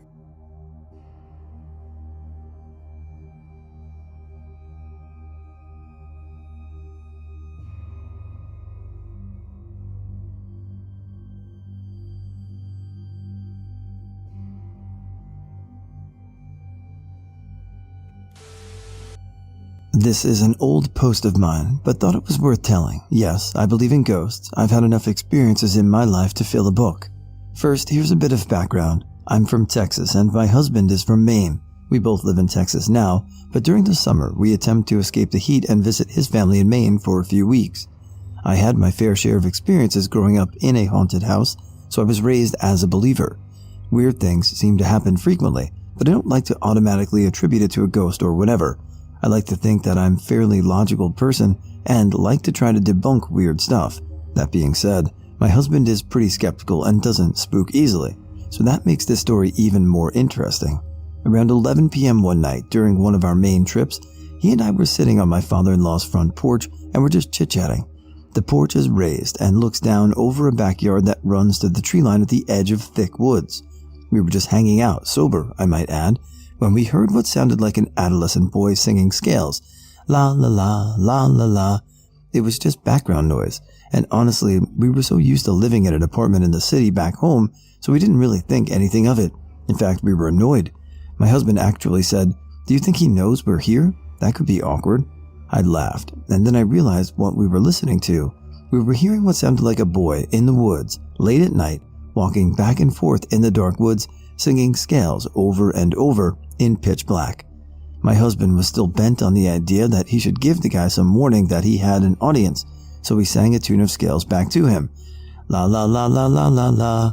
La la la la la la la, came the response from the trees. It sounded like whoever it was traveled from deep within the woods to instantly stand right at the tree line beside us. It was loud, and it sounded as if whoever or whatever it was had instantly covered a huge amount of space to go from somewhere in the woods to just a few feet away from us. We both instantly had the fight or flight response, and without even thinking, we both jumped up as if we were going to run into the house.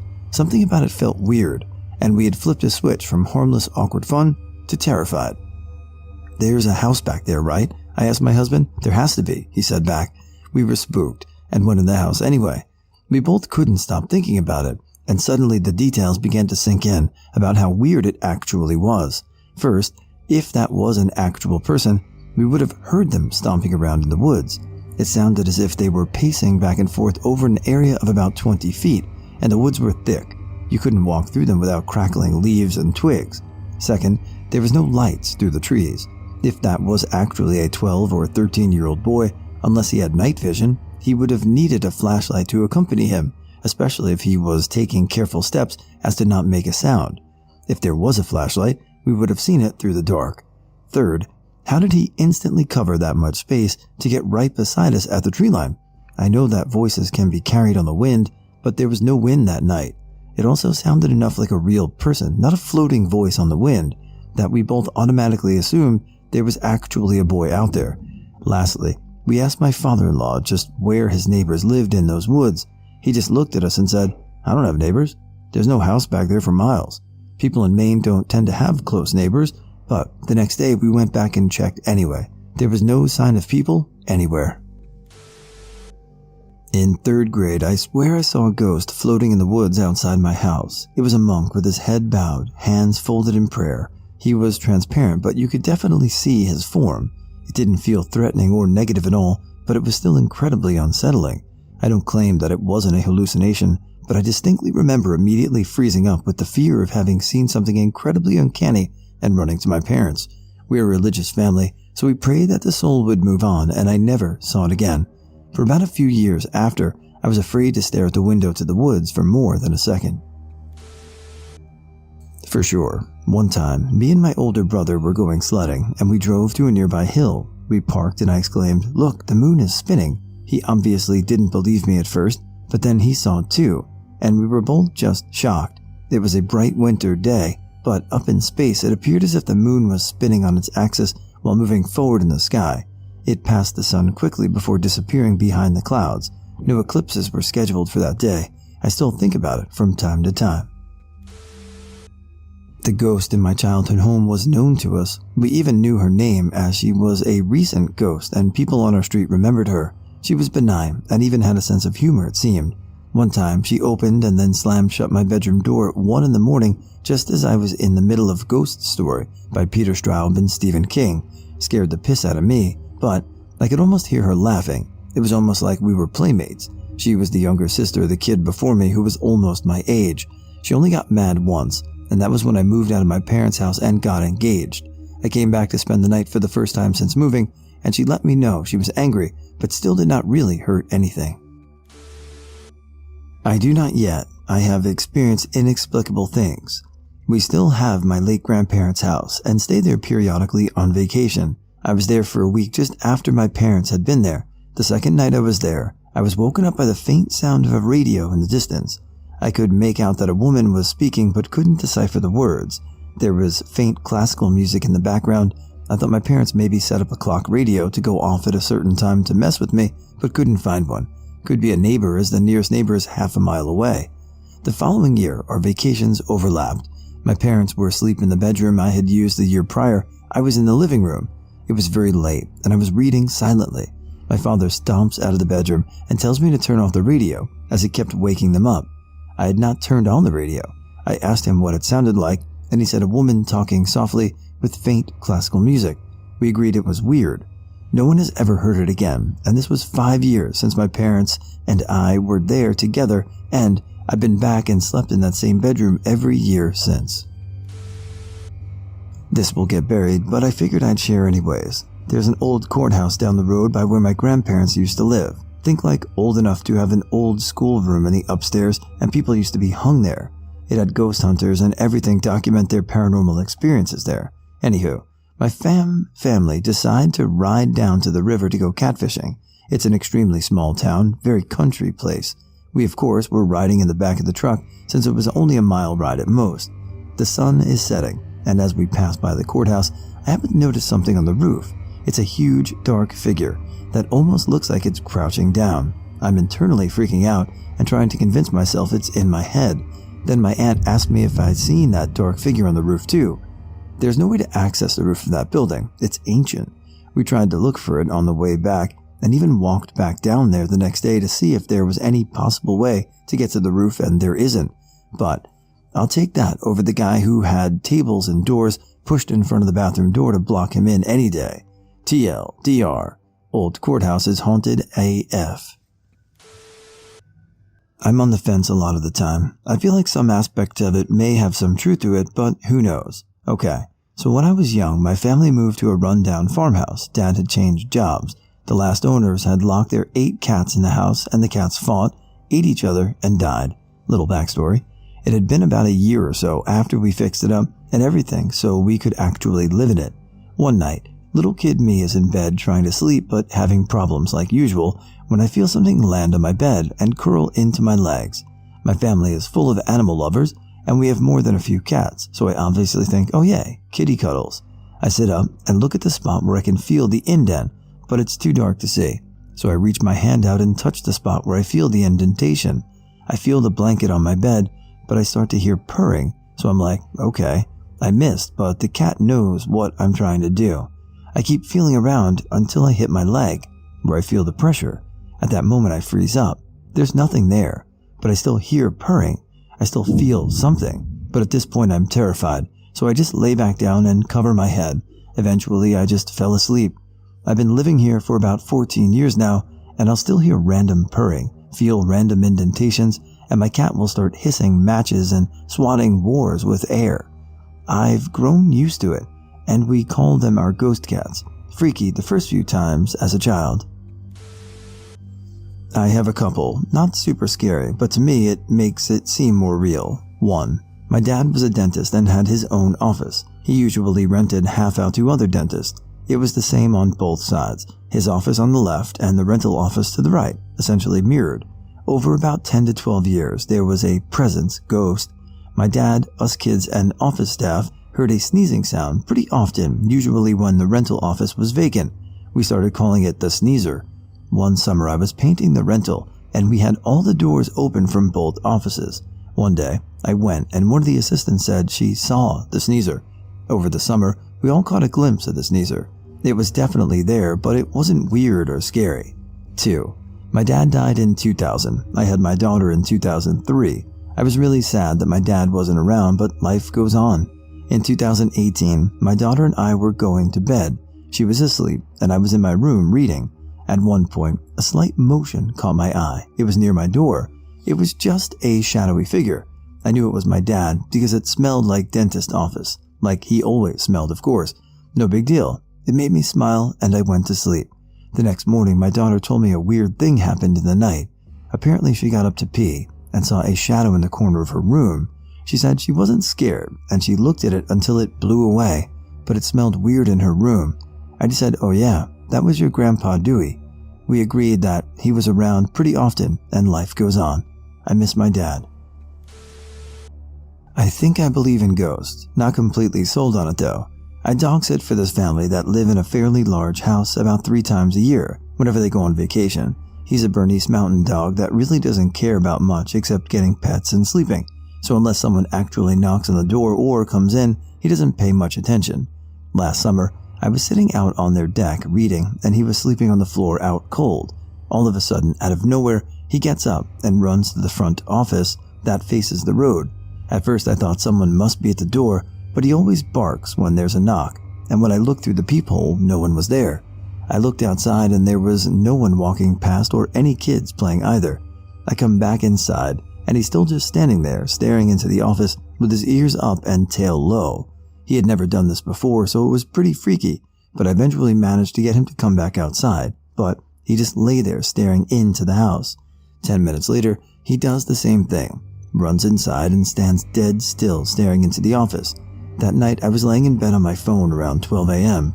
I always leave the door cracked because he likes to sleep at the top of the stairs and then come in to wake me up in the morning when he wants to go out. This night, he slept at the side of the bed looking out the door.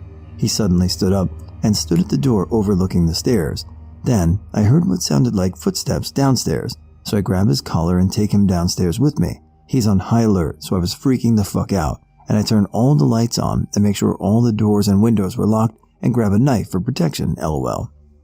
We go back upstairs, and I make sure the door is mostly closed this time, and then I hear footsteps on the stairs, but again, no one there. When I went downstairs the next morning, I checked everything again, the basement, the doors, and there was nothing off or unlocked, but it just felt eerie. That's always kind of shook me up. There is nothing you can say or do to convince me ghosts are not real. The scariest encounter I've had has taken place over several years, however. It sounds fake, but I feel a primal panic anytime I think about it. It began when I was young, between 8 and 10 years old, when my younger sister and I had a bunk bed and I was on the top bunk. I woke up in the middle of the night.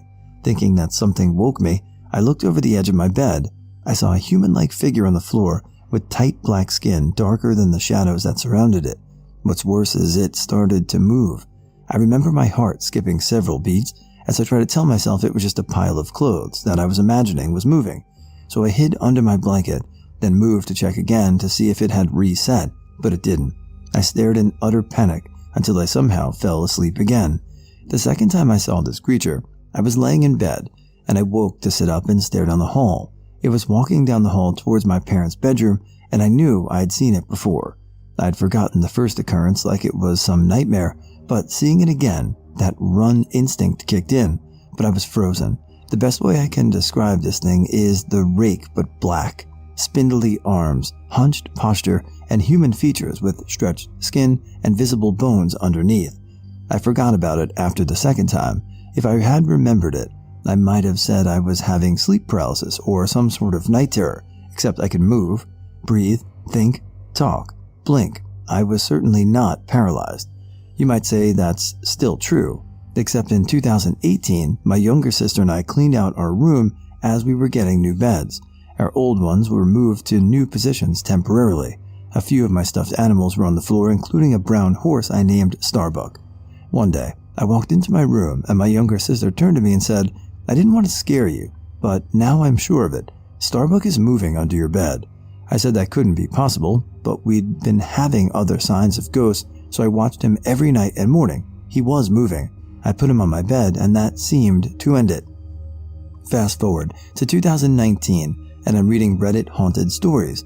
I start to cry and freak out when one story reminds me of the creature. I talked to my younger sister about it, saying I had this primal fear looking at this thing, but why hadn't I remembered it until now? She gave me a look of shock. "I told you I've seen it before under your bed. When we were moving them, I said Starbuck was crawling under. I saw him, then he looked like the rake but black." She said she could only stare at it while I slept, unable to warn me, and it freaked her out. She had cried that night, but somehow I didn't remember her telling me, but I never described it to her before, and I knew it was the same creature. Nothing more has come of it, and I know this sounds fake, but the fear of this thing is unnatural. Why me? Where did it come from? What is it? TLDR. A rake-like monster has been stalking me for probably years. Even my younger sister has seen it. My old house was haunted. Most of the time, you would see them if you quickly snapped your head at the right time. Occasionally, one would poke you when you tried to sleep. My mom got the house saged after some shit went down at the house, and she woke up to a big malevolent shadow staring over her bed. I used to work in a nursing home, which is a very old Victorian home with extended and updated areas added to it. The house had been many things over the years, including a home or school for orphans.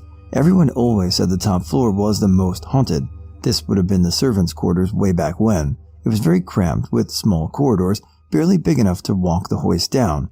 The floor was very uneven and creaked constantly. Everyone would mention strange happenings, but I thought they were just trying to scare the new girl.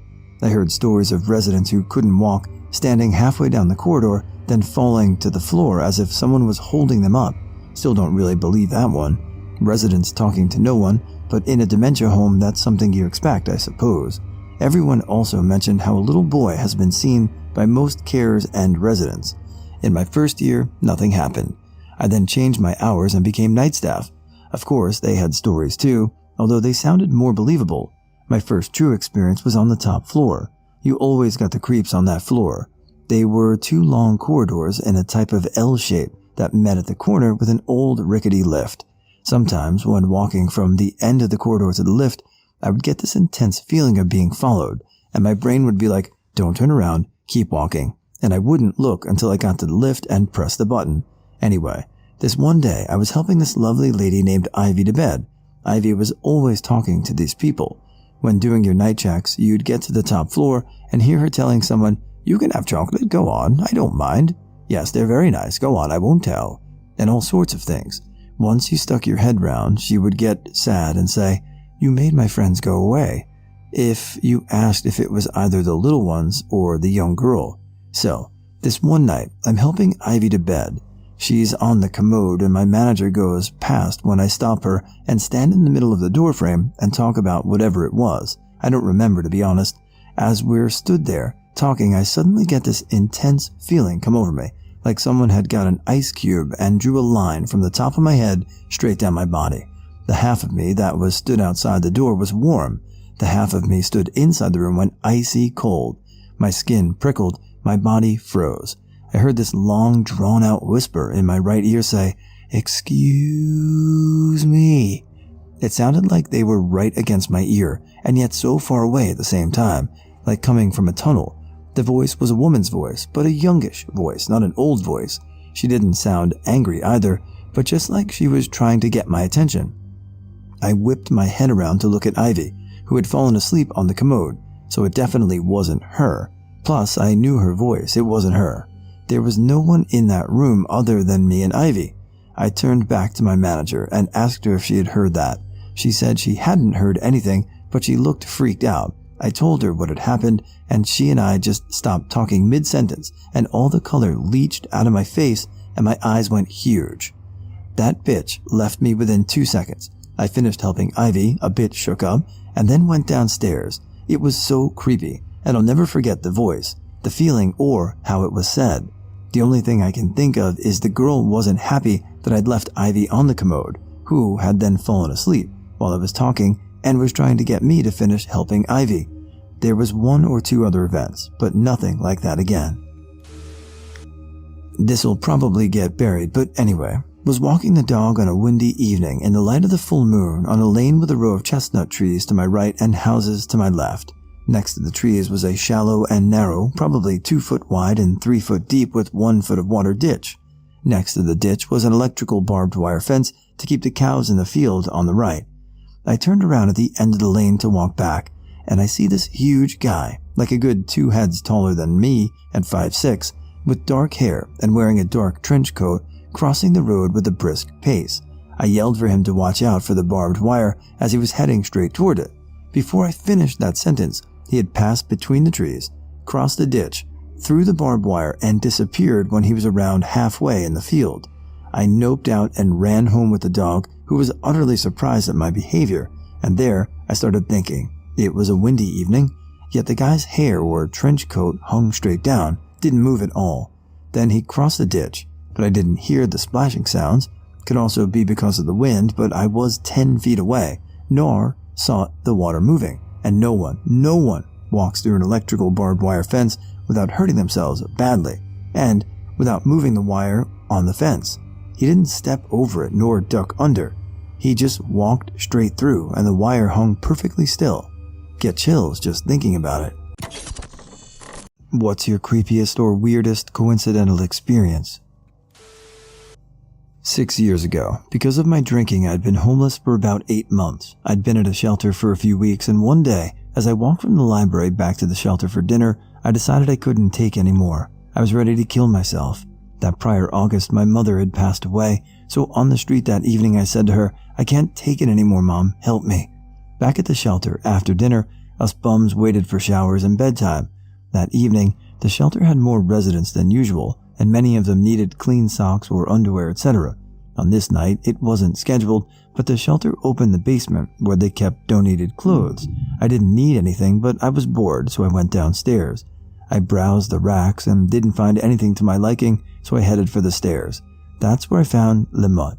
Le Mutt is a toy, a little stuffed dog, and I'd had one when I was a kid. In fact, I clearly remember my mother and I in the store 20 plus years ago buying him. I was in 3rd grade then. I asked a volunteer if he knew where the dog came from. He shook his head. This was and still is a men's homeless shelter. People were not dropping off stuffed animals for the junkies and drunks. I don't know where the dog came from, but I kept him. Still have him. Anyway, my life is much better and different today. I'm set to graduate with a BFA next month. Life is really, really good. Thanks, Mom. I love you. Around 6 or 7 years ago, a large portion of my neighborhood burned down in the fires that swept through Southern California. While helping my friend's family pick through the rubble of their home for anything that could be salvaged, I saw a speck of white paper in the midst of one of the more blackened areas. I picked it up and read it. The only text on this bit of paper left over after the rest of the page had burned away was, "From the ashes, new life is born." I worked at a library for a very long time, and in an effort to not lose my soul, I collected stuff I found in books. My favorite discovery was a hilarious postcard between 2 friends. I immediately thought, I'd like to meet these people. I kept it next to my computer for a few years. After a few years pass, I'm going through my papers and find a postcard from my girlfriend that I don't recognize. It takes me a few minutes to understand that I'm reading the postcard I'd put aside years earlier, between someone who was now my girlfriend and another person I'd come to know as a friend. It was probably the weirdest event in a series of events that defied probability regarding a ton of surreal linking events in our lives. TLDR. I stumbled into a relationship with someone whose mysterious postcard ended up in my collection without directly pursuing it. When I was about 12, I had a terrible nightmare in which 2 planes collided midair. It was extremely vivid, and I woke up in a panic. My bedroom was right next to the family bathroom, and after about 30 minutes of lying in bed freaking out, I noticed a landing light come on and knew that a parent was heading to the bathroom. Now, by 12, I wasn't the sort to bother my parents about nightmares anymore, but I was convinced there was going to be a plane crash. So I rushed out to my mom and told her everything. She said I was being stupid, and that I should just read and try to get back to sleep. The next morning, my mom comes rushing into my room and pulls me out of bed and has my dad with her. She asked me to tell him about my nightmare, and then they both look freaked out. They insisted that I went downstairs with them to watch the news. I thought they were pranking me or something, but when I go down for breakfast, news was running a story about this. We later worked out that I'd woken up around about the time the crash itself took place. Nothing like this happened since. A couple years back, I had a dream of my grandfather, who I was not particularly close to by any means. In my dream, I saw his casket formally covered by an American flag. He served in the military. He stood next to me in a room full of mourners and held my hand. He told me not to follow him out the doors when he left. I watched him leave. When I woke up and went downstairs to get breakfast and call my father to tell him happy birthday, my older brother informed me that my grandfather had just passed away in his sleep while I also slept. TLDR. My father's father came to me in my dream on the night of his death to wish me goodbye, which was also on my father's birthday. When I was in 7th grade, I had a serious crush on a girl. One day, her mom was driving a bunch of us somewhere and everyone was talking and making jokes.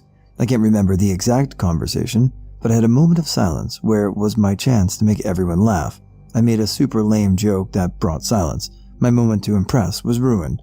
Come 10 years later, I'm driving a car with the kids of family friends. In the same seat in the back sits a kid that reminds me of me, and there's a girl in the front seat he likes. The exact conversation, something about not enough of us to do something, starts progressing. I look into my rearview mirror at the kid and was thinking, don't say we will multiply, don't say we will multiply. Seriously, wish I remember exactly what the conversation was. I was going to intervene before he said it, but bam! He drops the same lame joke I did 10 years before, and it seriously had no context or comical value at all. I was in awe, like I was psychic, a useless one apparently. I'm assuming he did not get the girl either. 3 years ago, I was interning at a company that specialized in green energy, and their mission was to provide electricity to remote villages in Africa. I get assigned to work with a team of engineers. On my way to meet up with them after arriving in Africa, I'm asked to stop at said address and pick up a utility trailer that is waiting at a local store. I cannot reveal the name or location, but it's an old store, fairly large, with a second floor that was residential, where the man and his family lived. The shop had everything from product, food, and medical supplies to a massive junkyard in the back full of automobiles and planes. When I arrive at the store, he's working on an outboard motor for a customer. He was very friendly and shook my hand and asked how he could help me. I said I am with X company, and we have a utility trailer that I'm supposed to pick up and take with me to X village. He asks for identification, and I hand him my company ID and Tennessee driver's license, which in the little holder below the company ID. When he looks at my name, his face went from happy to confused. He said, "I have a question. Do you have a father or a sibling that you are named after that also lives or did live in Tennessee?" Okay. At this point, every thought I had came to halt, and I was dumbfounded. I'm named after my dad, and he lived in Tennessee all his life, and there aren't too many people with our name either. After a long pause, I said, "Yes, I'm named after my dad. How in the hell do you know that?" He then said he met a man in the late 70s that stopped at his store. His name was Jeffrey X, also, and that I resembled him. I said, "Well, it couldn't be the same person. As far as I know, my father had never been to Africa." He said, "No, it was. It was your father. He was in the military and came here to get something from his store." He then goes on to tell me that my dad offered to help the man work on his car. After they fixed it, the man tried to give my dad some money, but he insisted that the man keep it. The man then asks my dad to join him and his family for dinner. It was the least he could do. They eat, and during the conversation, the man's son overheard my dad talking about a guitar that he had with him. The little boy wanted to see the guitar and for my dad to play it, so my dad brings it inside and starts to play. The boy was very fascinated with it and told his father he wanted to learn to play someday. Well, after dinner, my dad has to leave. When he's about to walk out, he handed the boy the guitar and told him that he could have it if he promised to practice every day, and one day he would try to return to hear him play it. I'm overwhelmed at the emotions I'm feeling is insane. The man invites me to dinner, as he did my father. I accept and go upstairs, where the man hands me a guitar case and said, "This is the guitar." He said that the guitar changed the course of his son's life. I said, "Where's your son now?" He said that he moved out and went to college for music and now lives in another town and teaches guitar for a living, along with some other instruments. We start to eat, and he asked about my father, how he was these days. I then had to tell him that he passed away when I was still a child. We both started crying, and he picked the guitar up and said, "This is why you came here today. Nothing else explains such a phenomenon. Your father's spirit lives within this guitar. It was meant for you to show up here." We ate, and when I finished, the man asks if I know how to play. I said I know only one song in its entirety. He requested I play it before I leave. I start to play, and his wife and him started crying. They said that was the last song my dad played before giving the guitar to the man's son and leaving. Dedicated to my father, I only knew you for a short time, but to this day, it amazes me at how many hearts you've touched, even long after you're gone. I love you and hope to see you someday. I was walking through the woods one day, and I stumbled across a graveyard from the 1800s or 1900s. I was just walking through, and the first one that I saw was a little boy who died on the same day that I was born.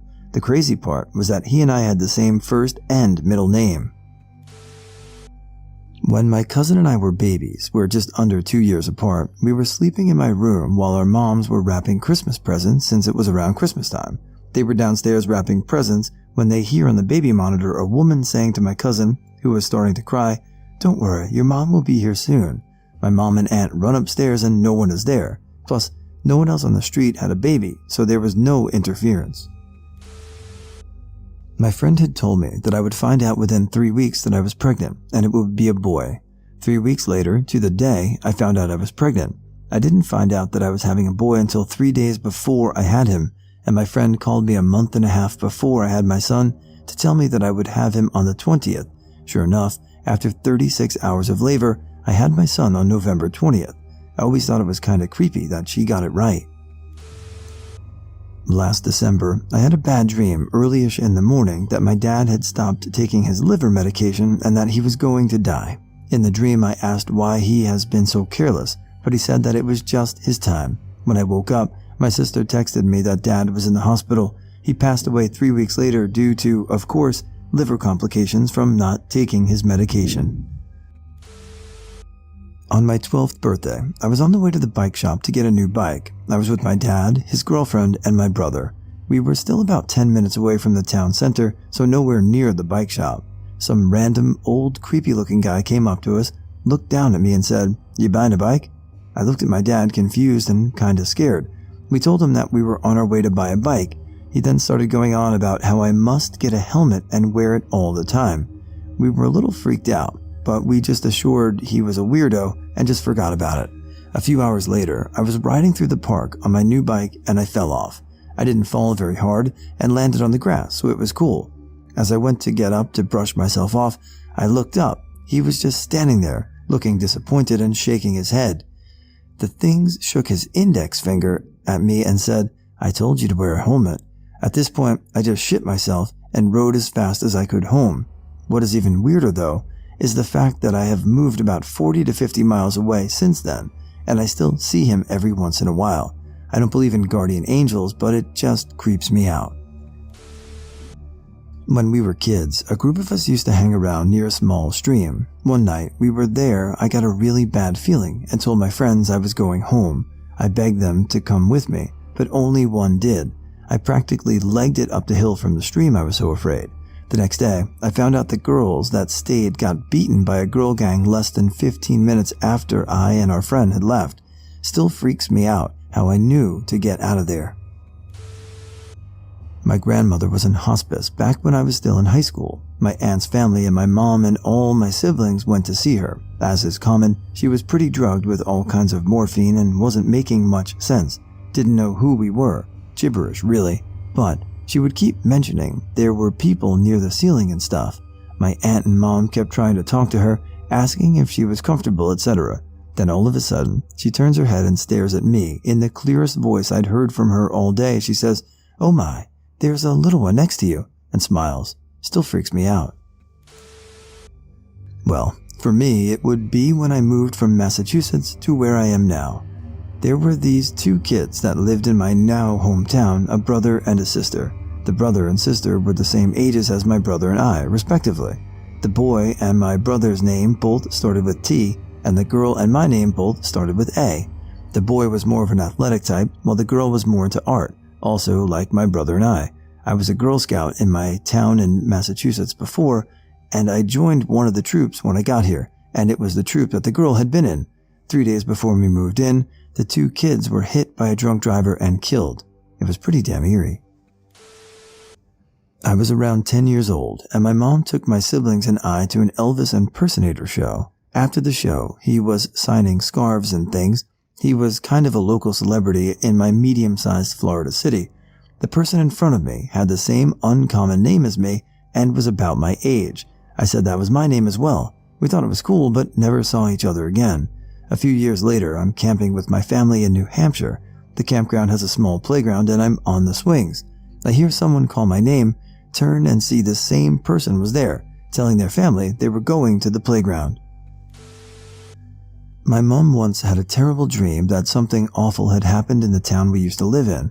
We hadn't lived there for 5+ years. Just out of curiosity, she checked their local newspaper online, and in the obituary section, she saw that my best friend from when I lived there had died of cancer a couple of days previous. Not being one for paranormal, ghost, or psychic stuff, this one had me stumped.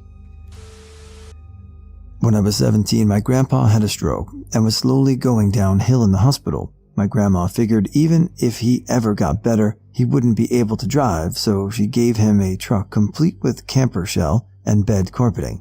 He was in the hospital for several months. One day, for no reason whatsoever, I decided to sit in the back of the truck and just think a bit. I was back there for about 45 minutes daydreaming about nothing.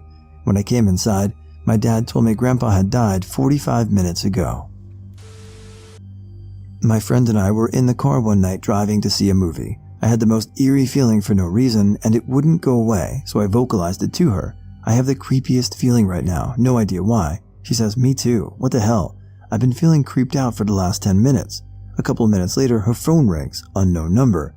She answers and no one's there, so she hangs up. Rings again, same number, picks up. Then my phone rings, different unknown number. I get on the phone, hello, hello. I hear my own voice saying hello on her cell phone. We realize we're talking to each other and get really freaked out and throw our phones in the back seat. A couple seconds later, there's a loud bang on the side of her car door, like someone threw something at the car, but there were no cars or people around. Pull over, get out. There's a huge dent in the side of her car. Thoroughly creeped out for the rest of the night. Well, this one happened to a friend of my dad's, but it's definitely a weird coincidental experience. It all started about 10 years ago when Joe, we'll call him that, my father's friend, was at a local gas station and saw a very unique lighter with a skull on it. He decided to buy it to smoke, etc. A few years later, Joe was out in Lake Michigan during the winter snowmobiling, and for some reason, he brought his lighter with him. After a long day on the lake, he realized his lighter must have fallen out of his pants, and he knew there was no way to find it out in the ice. The next year, Joe was with his family down in Florida eating at a restaurant. As he's eating there, he hears the sound of a lighter goes off, and right then and there knew it was his lighter. The reason was that this unique lighter had a very defined sound when lit, and Joe, using it for so long, must have known that lighter was his. Joe sits there and thinks for a bit and hears it again. That's when he got up and decided to look around the restaurant. As he's looking around, he sees another family and a man about 30 to 40 holding the lighter with a skull on it, just like Joe's. Obviously, Joe asks him how he got it, and the man says he was out walking in the shallow water of Lake Michigan by his cabin and found it somewhere buried in the sand. Creepy, huh?